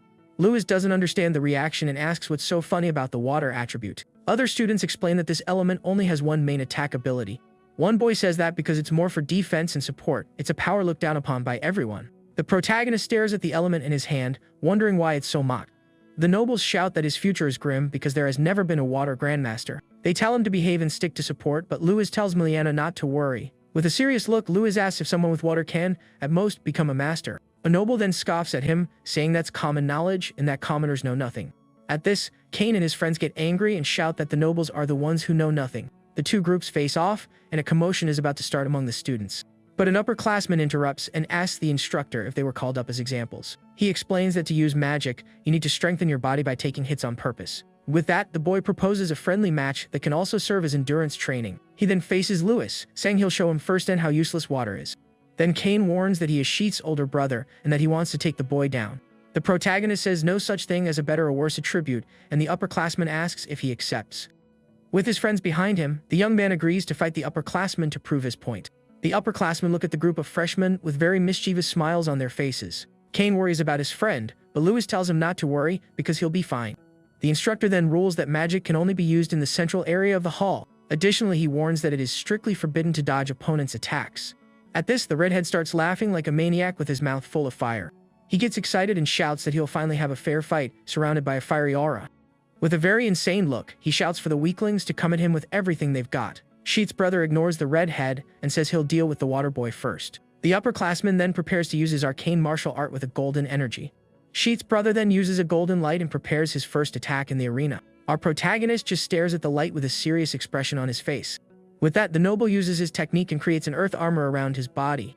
He then charges forward, shouting for the water attribute trash to finally disappear for good. But to everyone's surprise, Neil appears and lands a fiery punch on the noble's face. With the impact of the explosion, the upperclassman is thrown far away and his armor shatters. The other upperclassmen are completely shocked by what they just witnessed. The redhead then says he thought the noble was just a big, complete weakling. Fallen on the floor, the upperclassman asks if he wants to be taken down and is shocked by his power. The leader then orders all the others to attack the redhead together to defeat him. With that, two upperclassmen advance with punches and kicks to attack the rookie in the arena. But the redhead just laughs and says that now the fight is getting interesting. He then defends against the blows of several upperclassmen at the same time without difficulty. With a wicked smile, he says their attacks don't even tickle him. The boy then blocks a kick from one of the nobles with his arm very easily. With a punch, he shouts that the upperclassmen are too weak and sends one of them flying. The force of the blow is so great that the other two upperclassmen are also sent flying. The armored noble gets up and sees the redhead's back is open for an attack. He seizes the chance and lands a full-force punch on the top-ranked student's head. With a bruised face, the upperclassman wonders if he finally managed to land the hit. But the upperclassman's punch has no effect, and his earth armor shatters on impact. He is completely in shock, not understanding what just happened there in the arena. At that, the noble's hand gets badly injured, and he cries out in pain from the result of the attack. The redhead then says with a smile that the upperclassman's hit felt like a mosquito bite. The boy is shocked to see that Neil defended the attack with magic on a single point of his body. With that, the top-ranked student retaliates with a fiery punch toward the earth upperclassman. The blow is so strong that the noble flies and hits the wall on the other side of the hall hard. The instructor then tells everyone not to forget the basics so they don't end up like him. Pinned to the wall, the upperclassman is left stunned and completely humiliated in front of everyone. Startled by the scene, Kane asks Lewis if his friend didn't go a little too far. Taking advantage of the distraction, the other rookies begin to attack the upperclassmen in the hall. Lewis's friends shout that they won't let the nobles get close to the protagonist. With that, the students use their abilities, and the fight finally begins for real. Seeing the commotion, Lewis smiles because it's time for the main event of the night. He turns around and faces another upperclassman who had been watching him from a distance the whole time. The noble introduces himself as the heir of the Harry family and says he will teach him noble pride. He shouts that good manners are important and then stomps hard on the arena floor. The force of the stomp sends the protagonist into the air, leaving him vulnerable. At this, the hare prepares a wind technique with his hands to attack the boy. He launches a powerful wind attack towards Lewis, who is falling from above. The upperclassman is surprised to see the boy's defense forming against his attack, but Lewis creates a huge ice shield to defend himself, leaving the noble speechless. The ice shield holds firm against the powerful wind attack, even as it starts to crack. At this, the heir of the Harry family is in shock, as he didn't expect this turn of events in the fight. With the force of the impact, the upperclassman is thrown backward while the freshman stands his ground. The noble then wonders if that was really water magic, as he's never seen anything like it. With a smile, Louis confirms that it is, and says it's just an application of water magic. The protagonist then retaliates and launches several ice projectiles at his opponent. Miliana watches everything from a distance and is impressed by the power her friend has shown. The upperclassmen comment that they've never seen an ice shield and call the rookies annoying. The noble gets irritated with the situation and decides it's time to end this little game. Meanwhile, Neil appears out of nowhere and lands a punch on another upperclassman who is provoking him. The hare gives a smirk because he's not the least bit worried about the redhead. The top-ranked student continues his combo of blows and defeats another upperclassman easily. He then faces the noble and asks if he'll be his next punching bag in the brawl. The hare taunts him, telling him to try and hit him, and the redhead charges with a fiery punch. With a crazy smile on his face, the boy prepares his attack with maximum force in the arena. The blow generates a huge explosion that kicks up a large cloud of dust in the hall, but the punch is blocked and a green energy sends Lewis flying into the air, to everyone's surprise. The redhead is furious and yells at the noble for attacking the protagonist in a cowardly way. The redhead shouts from above for them to stop running and fight fair and square. With that, he comes down with full force and creates a huge fire explosion in the middle of the arena. But Lewis takes advantage of the distraction and attacks the noble with a gust of wind, sending him flying. He then says that the nobles talk about pride but only know how to attack from behind without honor. The hare responds that as a noble, he simply made the right decision to win. At this, the upperclassman summons a bird and flies away while Lewis complains that this is annoying. The top-ranked student ignores the upperclassman and attacks our protagonist with a flaming punch. The boy is pushed back and complains that fighting two at once is difficult. With a crazy smile, the hare seizes the chance and shouts that now is his time. He then launches a powerful wind attack from above towards the boy. But to everyone's surprise, the redhead gets in the way and accidentally hits the noble himself. The hare becomes furious and yells at the redhead not to interfere, calling him a complete lunatic. The top-ranked student asks why he doesn't understand that the best strategy is to team up. He then says that now that the nuisance is gone, the fight can finally continue for real. Seeing the scene, the instructor says that Neil is a combat genius and could surpass William. But Lewis finally understands the attack pattern, and his eyes glow with a blue light. The protagonist dodges the redhead's blow and says that he's finally found his weakness. With a precise strike, he hits the opponent's chest and says that should stop him. At this, Miliana appears, shouting at her friend and saying that what he just did was dangerous. Our protagonist just holds the redhead's wrist, who seems to be in a lot of pain. The redhead gives a wicked smile and says that he finally managed to catch our protagonist in the arena. With that, he headbutts Lewis and asks if the boy is feeling the pain of the blow. The top-ranked student then yells that the fun is just getting started and calls him an insect. Lewis wipes the blood and says the rules forbid harming others and that Neil has crossed the line. With that, our protagonist uses his water magic and freezes the opponent's wrist with ice. But the redhead starts laughing manically and says that's not enough to stop him. He says the instructor told them to show off their bodies, so he won't run or hide. Hearing this, the boy creates a large ice wall to defend himself from the redhead's attack. With a serious look, the boy asks if his opponent prefers something a little more resistant. At this, the top-ranked student's body begins to be completely frozen by ice magic. The redhead then screams at the top of his lungs because the pain he's feeling is simply unbearable. With the scream, a huge burst of fire energy explodes and spreads throughout the battle arena. Our protagonist watches everything with a serious expression on his face, showing no fear. With his strength, the redhead manages to break the ice and free himself from our protagonist's magic. He then says that fighting the boy makes him stronger and shouts for them to continue the brawl. We see a flashback to the redhead's past where he wonders what real pain is. Before him appears a huge pack of wolves with red eyes, ready to pounce on him. The young boy looks completely exhausted and weak in the middle of the dark, rainy forest. Without a second thought, the wolves charge with full force toward the boy to attack him. Even at a disadvantage, he fights with all his might against the wolves, without fear of getting hurt. One of the wolves bites down hard on the young boy's arm, who holds it tightly. With great force, the boy pries open the wolf's mouth and cries out in pain from the wound on his arm. With a cry of fury, his eyes glow red, and he unleashes all his firepower. He then realizes that the pain he feels is the greatest proof that he is still alive. With his body all battered, he gives a very crazy smile because he liked the sensation of pain.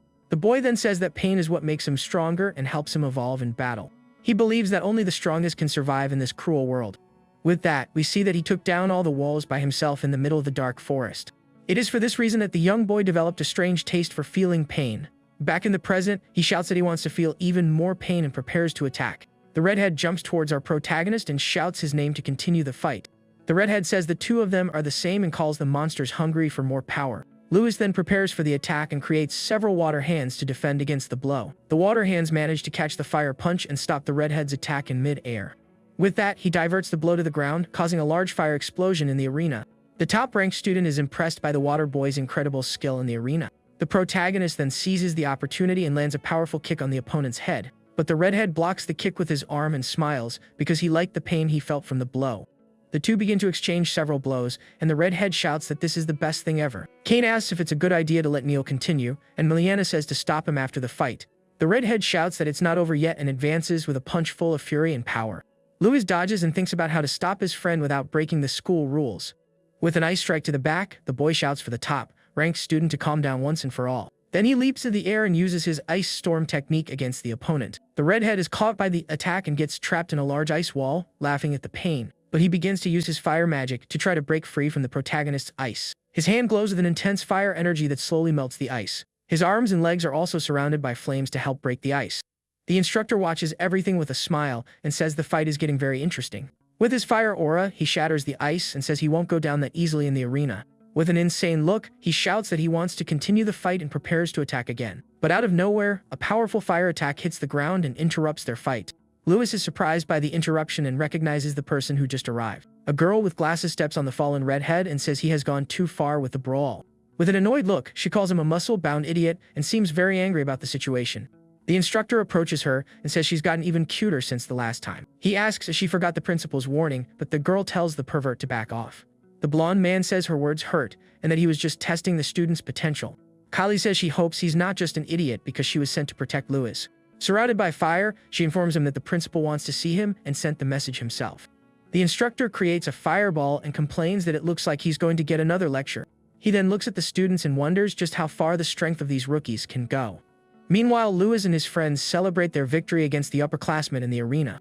The instructor tells the redhead to put on some clothes and warns that he'll let it slide just this once. Lying on the floor, Neil thinks he still can't handle a master's attack and that he'll go broke buying clothes. Just then, the academy bell rings, signaling the end of the class for all students. The blonde man then dismisses the upperclassmen and tells the rookies to rest and drink some potions.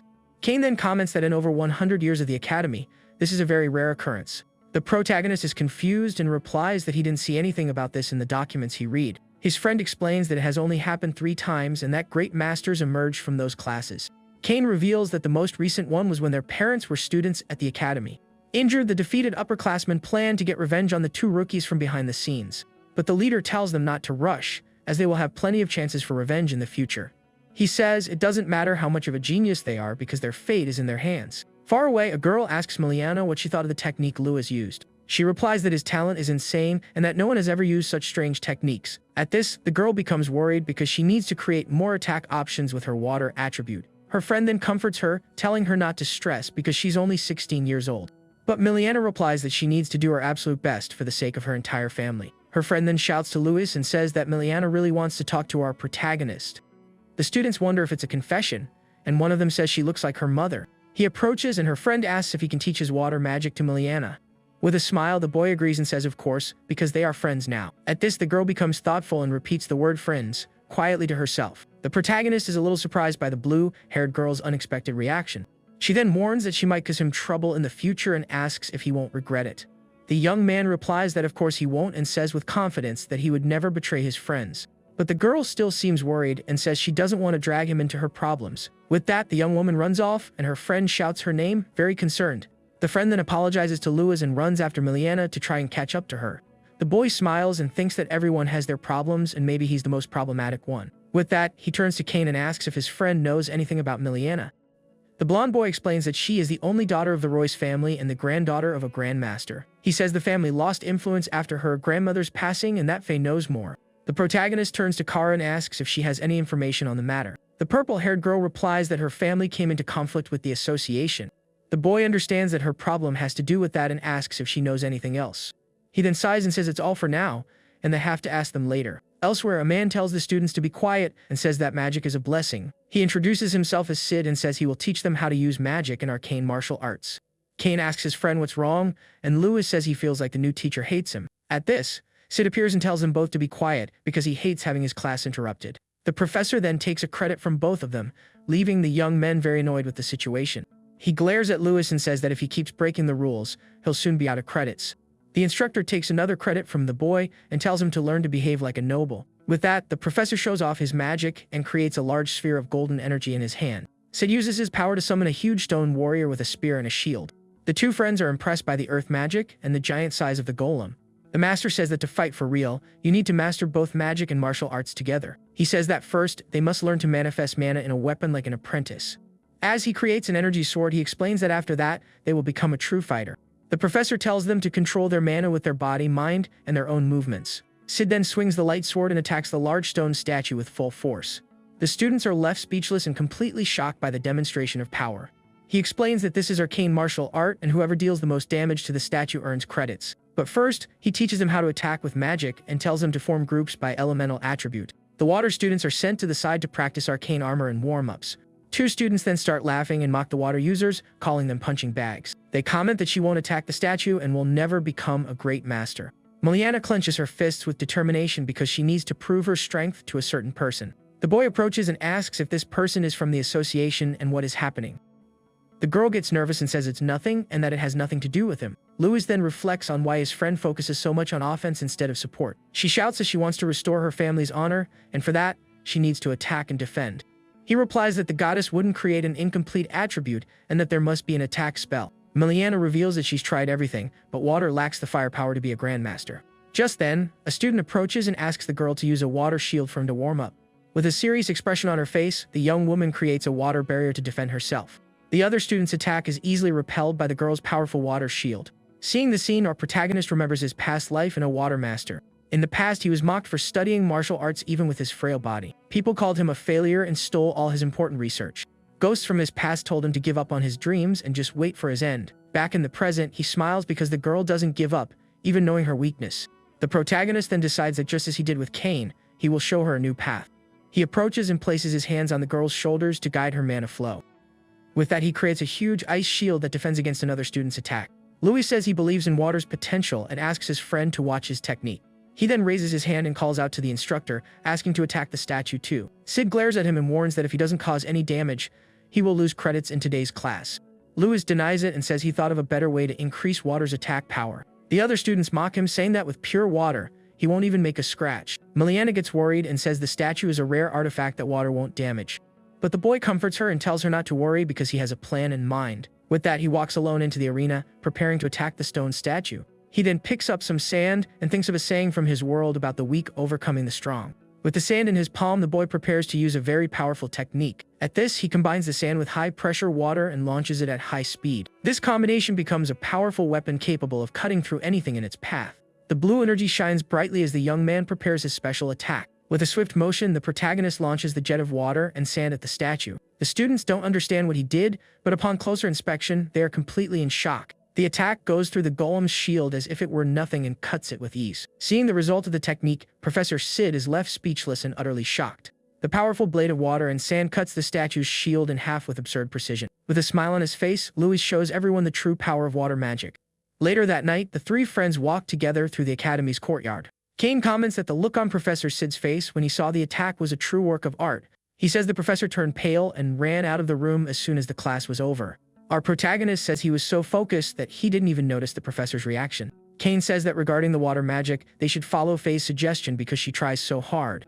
He tells them she plans to rent the training room for extra practice with Miliana. Carr is shocked by the absurd prices, and the two friends are left speechless by the costs. With that in mind, Louis turns to the purple-haired girl and asks her for a favor. He remembers they have a training mission in a few days and already starts to devise a plan. The instructor then congratulates the students on their growth and says they will be doing academy missions. He explains that the academy is connected to a large forest that was once monster territory. Many monsters still live within this forest, with the strongest ones residing in the center. The monsters on the outskirts, however, are not as special and are much weaker than the others. Therefore, the Academy sends students on missions to eliminate these monsters from the forest. The monsters' magic crystals can be exchanged for credits, and the top student gets a bonus. But if anyone needs rescuing for fighting something too strong, they will lose a credit on the mission. The readhead gets excited about the idea of hunting monsters and says he can finally let loose. The protagonist says he plans to use real combat to train Miliana on the mission. He then proposes that the 5 of them form a team for the monster hunting mission in the forest. Faye asks what Miliana thinks of the idea, and the blue-haired girl accepts on the spot. With the deal sealed, the team of 5 friends is finally formed for the new mission. The instructor says the 5 of them will go on the mission with some upperclassmen to learn from them. The upperclassman glares at Lewis and says they meet again and not to get taken out on the mission. Our protagonist smiles and replies not to worry as people grow with danger. The leader of the upperclassmen glares at Louise's group and calls them a bunch of arrogant brats. He then orders his team not to help the rookies if a fight breaks out in the forest.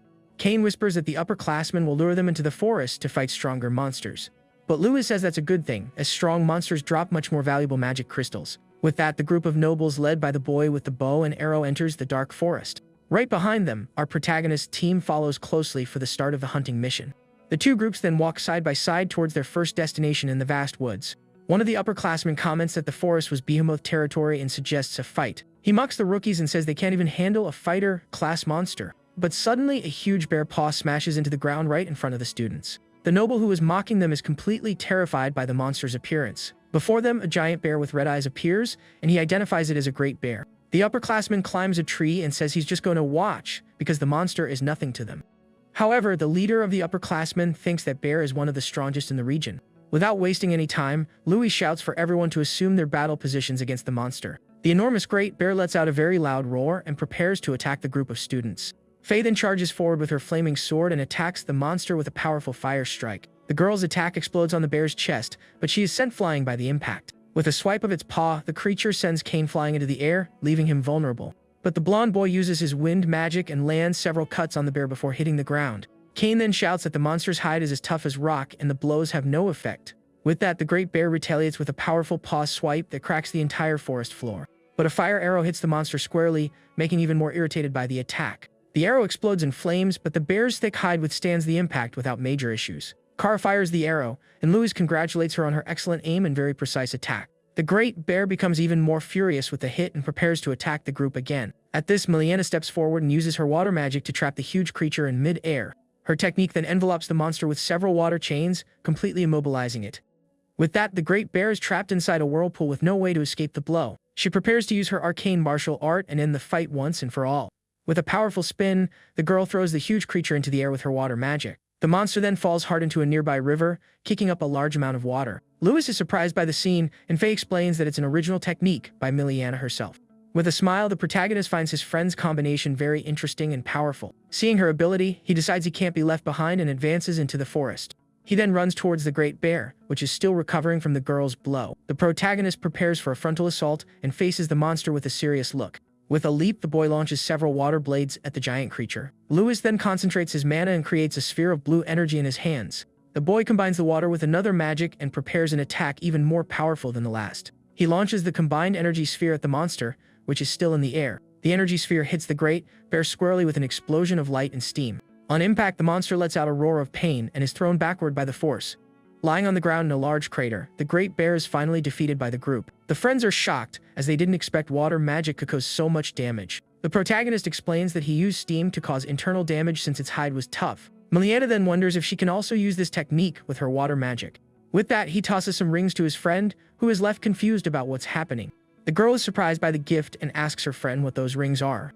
Louis reveals that the magic rings allow her to also use the elements of earth, fire, and wind. With a smile on her face, the girl thanks him for the gift and puts the rings on her fingers. But suddenly, a powerful fire attack appears out of nowhere and heads towards the students. The huge fireball goes towards Miliana, and someone shouts her name very loudly. The young woman is completely frozen in fear, not knowing how to react to the surprise attack. With that, the fire magic explodes with full force, kicking up a large cloud of dust and smoke. The trail of destruction left by the blow is enormous and extends throughout the forest. The blue-haired girl is left speechless by the scene, unable to believe what happened. The upper part of the bear's body was completely destroyed by the powerful fire magic. The upperclassman who is watching them is shocked because the great bear's body simply vanished. Louis then senses a strange presence and warns his friends that something is approaching them. Out of nowhere, a tree is knocked down, and the sound of the impact echoes throughout the large forest. The upperclassman in the tree turns completely pale with fear because he recognizes the creature. He then shouts that a pack of blaze kongs has appeared to attack everyone there. One of the fire monsters roars loudly, showing off all its strength to the students. Hiding, Kane asks what kind of monster it is and says the situation is very bad. He explains that it's a creature that shouldn't even be near the academy. At this, the group is shocked to see that a pack of them appeared and devoured the beer. Worried, the friends think that the other students might also be in danger. Elsewhere, the upperclassmen face a monster, and one of them shouts to call a professor. Far away, a boy holds a defeated noble and wonders what is happening. But Neil faces one of the fire monsters and seems very excited for a new fight. With a wicked smile on his face, the redhead says the situation just got very interesting. One of the upperclassmen then fires a flare and shouts for everyone to run from there. Lewis realizes that if monsters that shouldn't be there have appeared, something is wrong. At this, the upperclassman in the tree is cornered by one of the monsters and has no way out. Scared, he uses his magic and creates a large earth armor to defend himself. But the monster attacks with a powerful punch and shatters the noble's armor with ease. Lying on the ground in a crater, the upperclassman is completely defeated by the creature. Another monster then grabs one of the students by the head with great force. The boy is completely terrified by the situation and screams in pain and fear. But seeing the danger, Lewis uses water magic to save the student from the monster. The water attack pushes the two creatures far away, creating a shockwave in the woods. With that, the protagonist shouts for Kara and Miliana to grab the upperclassman and run. The group helps the injured, and Faye tells Lewis not to worry because she will catch up to him. At this, one of the blaze kongs prepares a large fireball to attack the young students. Seeing the attack, the three friends shout for everyone to dodge as quickly as possible. With that, the monster fires a powerful blast of fire towards the students. Kara carries one of the injured upperclassmen while Miliana runs to escape the attack. Kane then says there's no other choice, and they need to fight together to win. He then uses his wind magic to speed up and dodge the fire blast. With two wind daggers in his hands, the blonde boy prepares to attack the creature. But the blaze kong is not intimidated and charges with a powerful punch at the boy. The young man dodges and uses his wind stab technique on the monster's back. At this, Faye attacks it with her weapon, but the blow doesn't work on the muscular monster. She then says she'll show the creature how to really fight in the forest. With a large pillar of fire, the girl attacks the blaze kong with all the power she has. Kane watches the scene and complains that his friend is a complete muscle head. The girl uses her sacred spear and rising fall technique against the creature. The blow hits the monster squarely and causes a large fire explosion on the ground. With the explosion, the creature's power core is finally exposed for everyone to see. Kane then says his friend is a complete muscle head. The girl uses her sacred spear and rising fall technique against the creature. The blow hits the monster squarely and causes a large fire explosion on the ground. With the explosion, the creature's power core is finally exposed for everyone to see. The several magic crystals then scatter through the air with the force of the blow's impact. With the monster defeated, Faye celebrates the victory with a very confident smile on her face. But Kane shouts for her not to let her guard down, and the girl doesn't understand the warning. At this, another monster appears and launches a powerful fire blast at the girl. To protect her, Lewis creates a huge ice shield and defends against the monster's attack. The protagonist then reinforces the defense and increases the size of the ice shield even more. With his water magic, he creates a large ice prison to trap the creature. The monster is then completely frozen and trapped in the middle of the dark forest. The boy thanks his friend, and she is shocked because she didn't believe the monster was still alive. Even trapped in the ice, the blaze kong's eyes are still full of hatred and fury. Faye shouts for her friend to be careful and pushes him away from the fire monster. With its strength, the creature manages to break the ice and free itself from the protagonist's magic. To everyone's surprise, the monster's wounds begin to heal rapidly. The friends are shocked because they had never heard of them healing so quickly. With a serious expression on his face, Lewis feels a very strange sensation coming from the monster. He then remembers Neil and realizes the sensation is the same as from the fight with the redhead. Elsewhere, the redhead lets out a maniacal laugh and shouts that the fight isn't over yet. Meanwhile, one of the upperclassmen rips the core out of one of the defeated fire monsters. Lewis glares at the other monsters and says the situation is getting really annoying. Faye notices that their wounds are closing and that there's something wrong with the creatures. Seen through a monster's legs, the group of friends seems to be completely cornered. With a bead of sweat on his face, the protagonist faces the situation with great seriousness. Surrounded by the creatures, the group realizes the situation is bad and there's nowhere to run. Shortly after, all the friends end up on the ground, completely exhausted and defeated. The leader of the upperclassmen smiles and says his preparations are ready for the final plan. He then reveals that he will use the defective monsters to finally eliminate our hero. With that, the monsters ignore the others and charge with full force towards Lewis. One of the creatures roars loudly and unleashes a powerful fire aura for the attack. Kane is shocked to see that the monsters can use arcane armors like fighters. With a stomp, the creature sends all the students flying with its absurd strength. Our protagonist manages to land on the ground but loses his balance from the impact of the blow. He then realizes that the monsters are targeting only him and wonders why. At this, one of the creatures creates a huge sphere of fire and prepares for the attack. The monster then launches the large fireball with full force at our protagonist. Seeing the power of the attack, the young man is completely shocked and momentarily frozen. He then finds himself surrounded by several monsters preparing the same powerful attack. His friends scream Louis's name in desperation as they run to try and help him in the forest. With that, the fireballs merge and create a huge explosion that destroys everything around it. From a distance, the leader of the upperclassmen watches the scene of destruction with a smile on his face. He then celebrates the success of his operation and believes he has finally eliminated the boy. With that, a massive fiery blast sweeps away everything around the young students. In the distance, the senior leader watches the devastation with a smile on his face. Far from there, Neil takes down one of the creatures and realizes something strange is going on. He then turns around with a serious look, completely caught off guard by this strike. Suddenly, a massive burst of blue energy erupts, scattering the flames in every direction. The fire creatures are completely stunned by the elemental energy burst. With that, a giant tornado of bluish energy begins to form in the forest.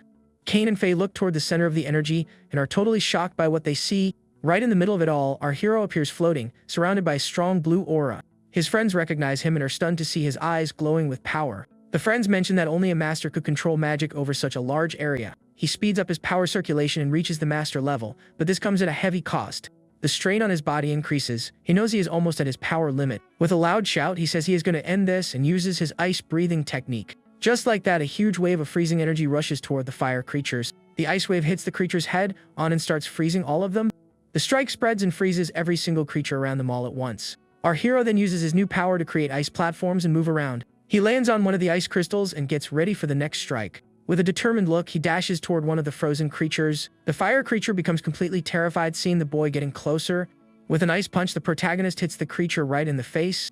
The punch throws the creature backward, making it crash into a large ice spike. He does not stop and prepares for the next strike, still glowing with his powerful aura. Another creature tries to fight back and throws a fiery punch at our hero. The boy steps firmly on the icy ground and braces for a counter strike. Using his magic, he creates a massive ice blade to block the incoming strike.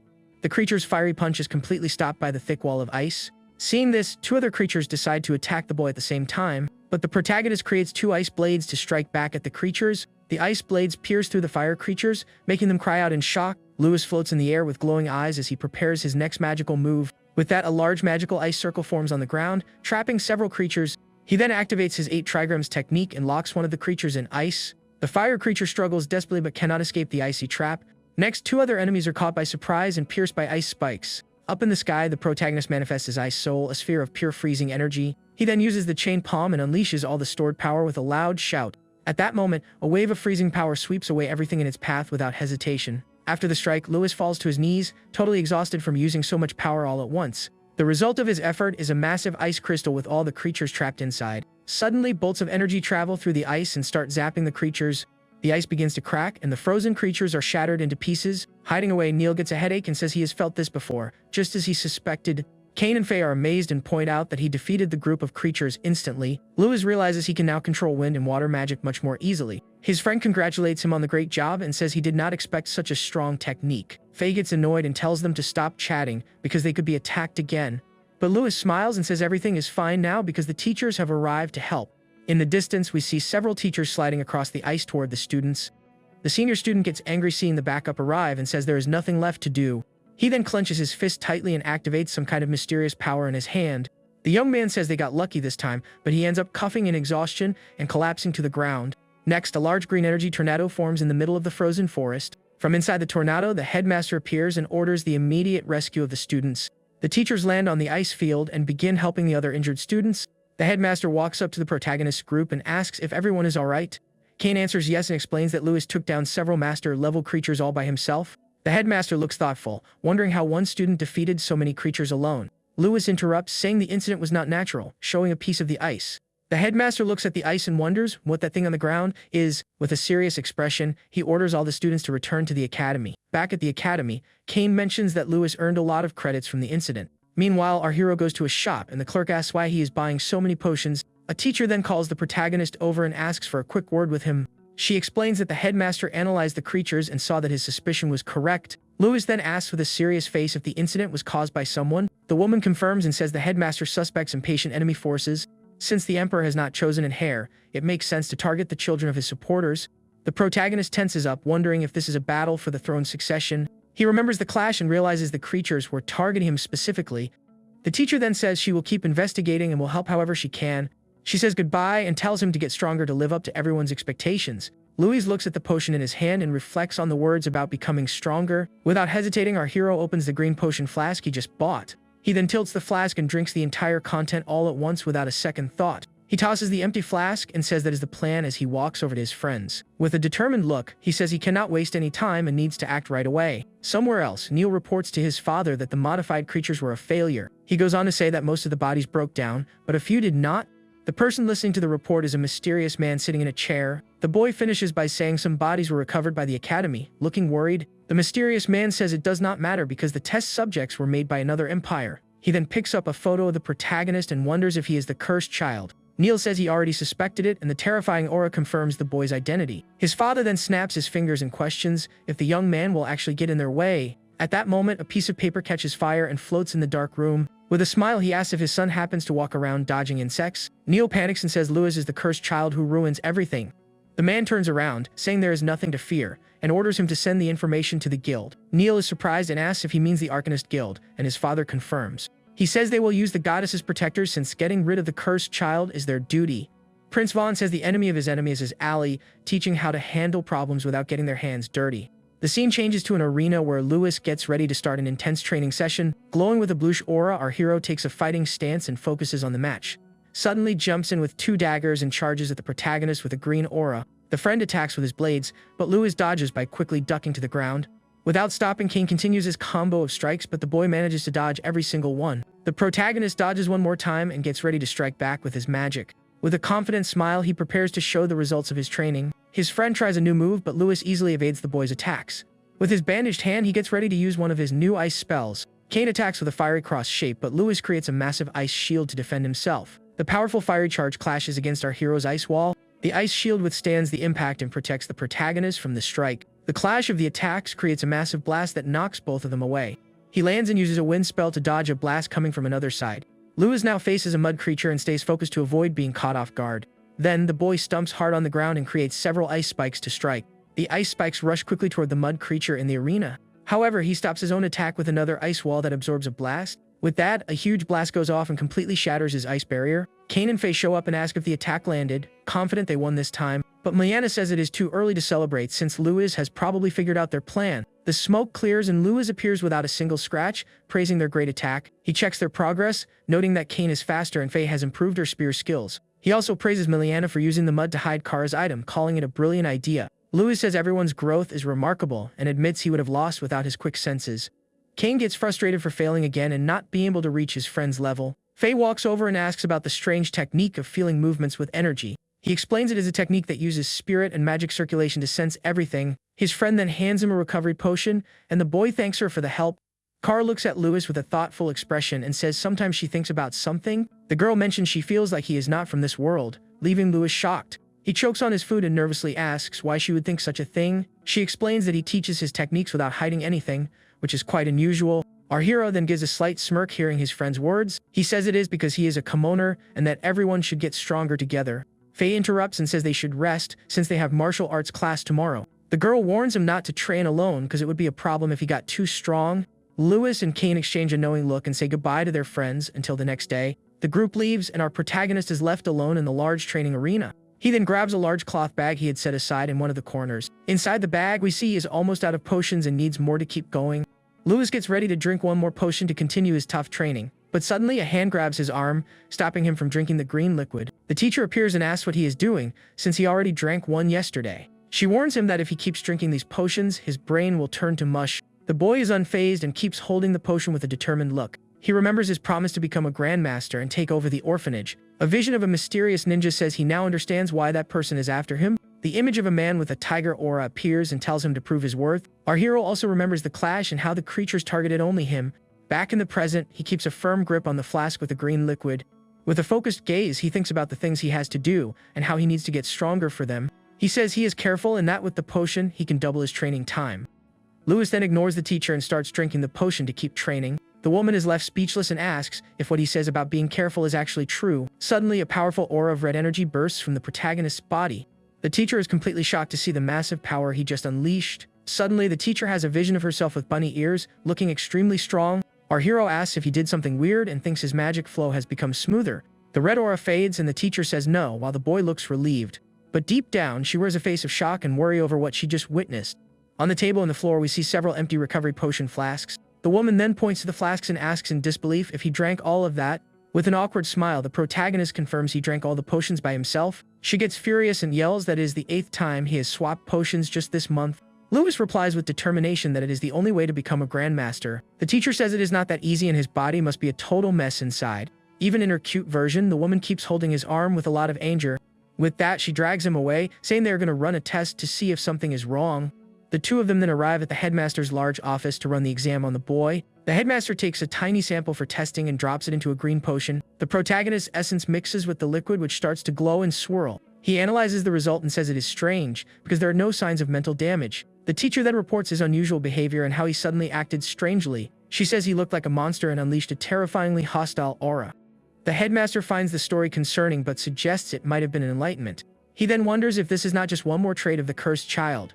The man thinks that the cost of magical power is a rule from the goddess and cannot be ignored, so he concludes that the world is full of mysteries and they should not jump to conclusions, but the teacher angrily insists that there is something very abnormal going on in his body.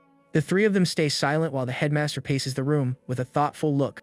He reflects that they still do not fully understand how potions affect the body. His coworker then gets an idea and wonders if the boy has other secrets. Her jaw drops as she thinks about the possibility of something he has not told them. Lewis then explains that alchemy in this world merely fuses the materials as they are. He says this causes a clash of components and suggests removing the impurities. The next day he gets the equipment and leaves the two elders totally impressed. The teacher asks what he is going to do with all that, and Lewis says she will see soon enough. Suddenly the protagonist uses his wind magic, and the two adults are left very confused. Next he uses his ice magic and the two are completely shocked. After the showcase he celebrates the success, and we see 3 purified potions on the table. The headmaster is completely shocked and speechless at what he just witnessed. He is amazed to see that Lewis extracted every single component and calls the technique divine. The man then invites the boy to study magical potion science with him.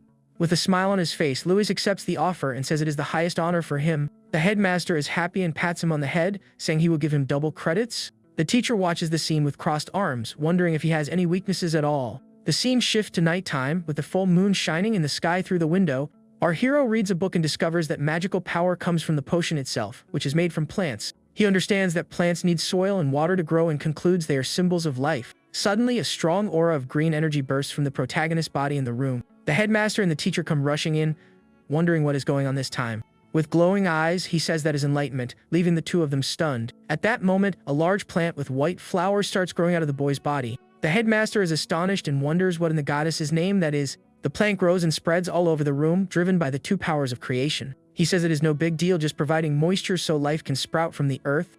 Then, with his eye glowing green, he says he calls it the wood element. The teacher looks thoughtful hearing about the new element and stares at the flower in front of her. With a smile, he plays with the flower, which wraps one of its vines around his finger. The teacher gets curious and steps closer to touch the magical plant's vine. She reaches out her finger to touch the tip of the vine, which glows with a pink light. The vine then turns and lunges toward the teacher, taking her by surprise. The tip opens up to reveal a mouth full of sharp teeth ready to bite the woman. Suddenly, the plant snaps at the woman with a quick strike toward her face, but before the strike, the flower's vines grab her by the arm and lock her in place. With a furious glare, the teacher gets annoyed by her student's bad joke. With that, the teacher defends herself and fires an energy blast at the magical plant. The plant's mouths take a direct hit from the blast and catch on fire. The woman's attack causes a massive explosion that wrecks part of the alchemy room. The wood plant then withers, and its vines curl up with a sad look. Impressed by his growth, the woman puts out the flames lingering on his shoulder, but Lewis says that is not all, and the greatest strength of the wood attribute is something else. The plant then begins to glow with a green energy and fully heals itself. Seeing this, the headmaster realizes the new attribute's true power is healing. Our hero explains that the difference between potions and plants is the presence of elements. The man studies the flower and reflects on compound elements in alchemy. With an excited smile, he says he will supply all the materials for the potions.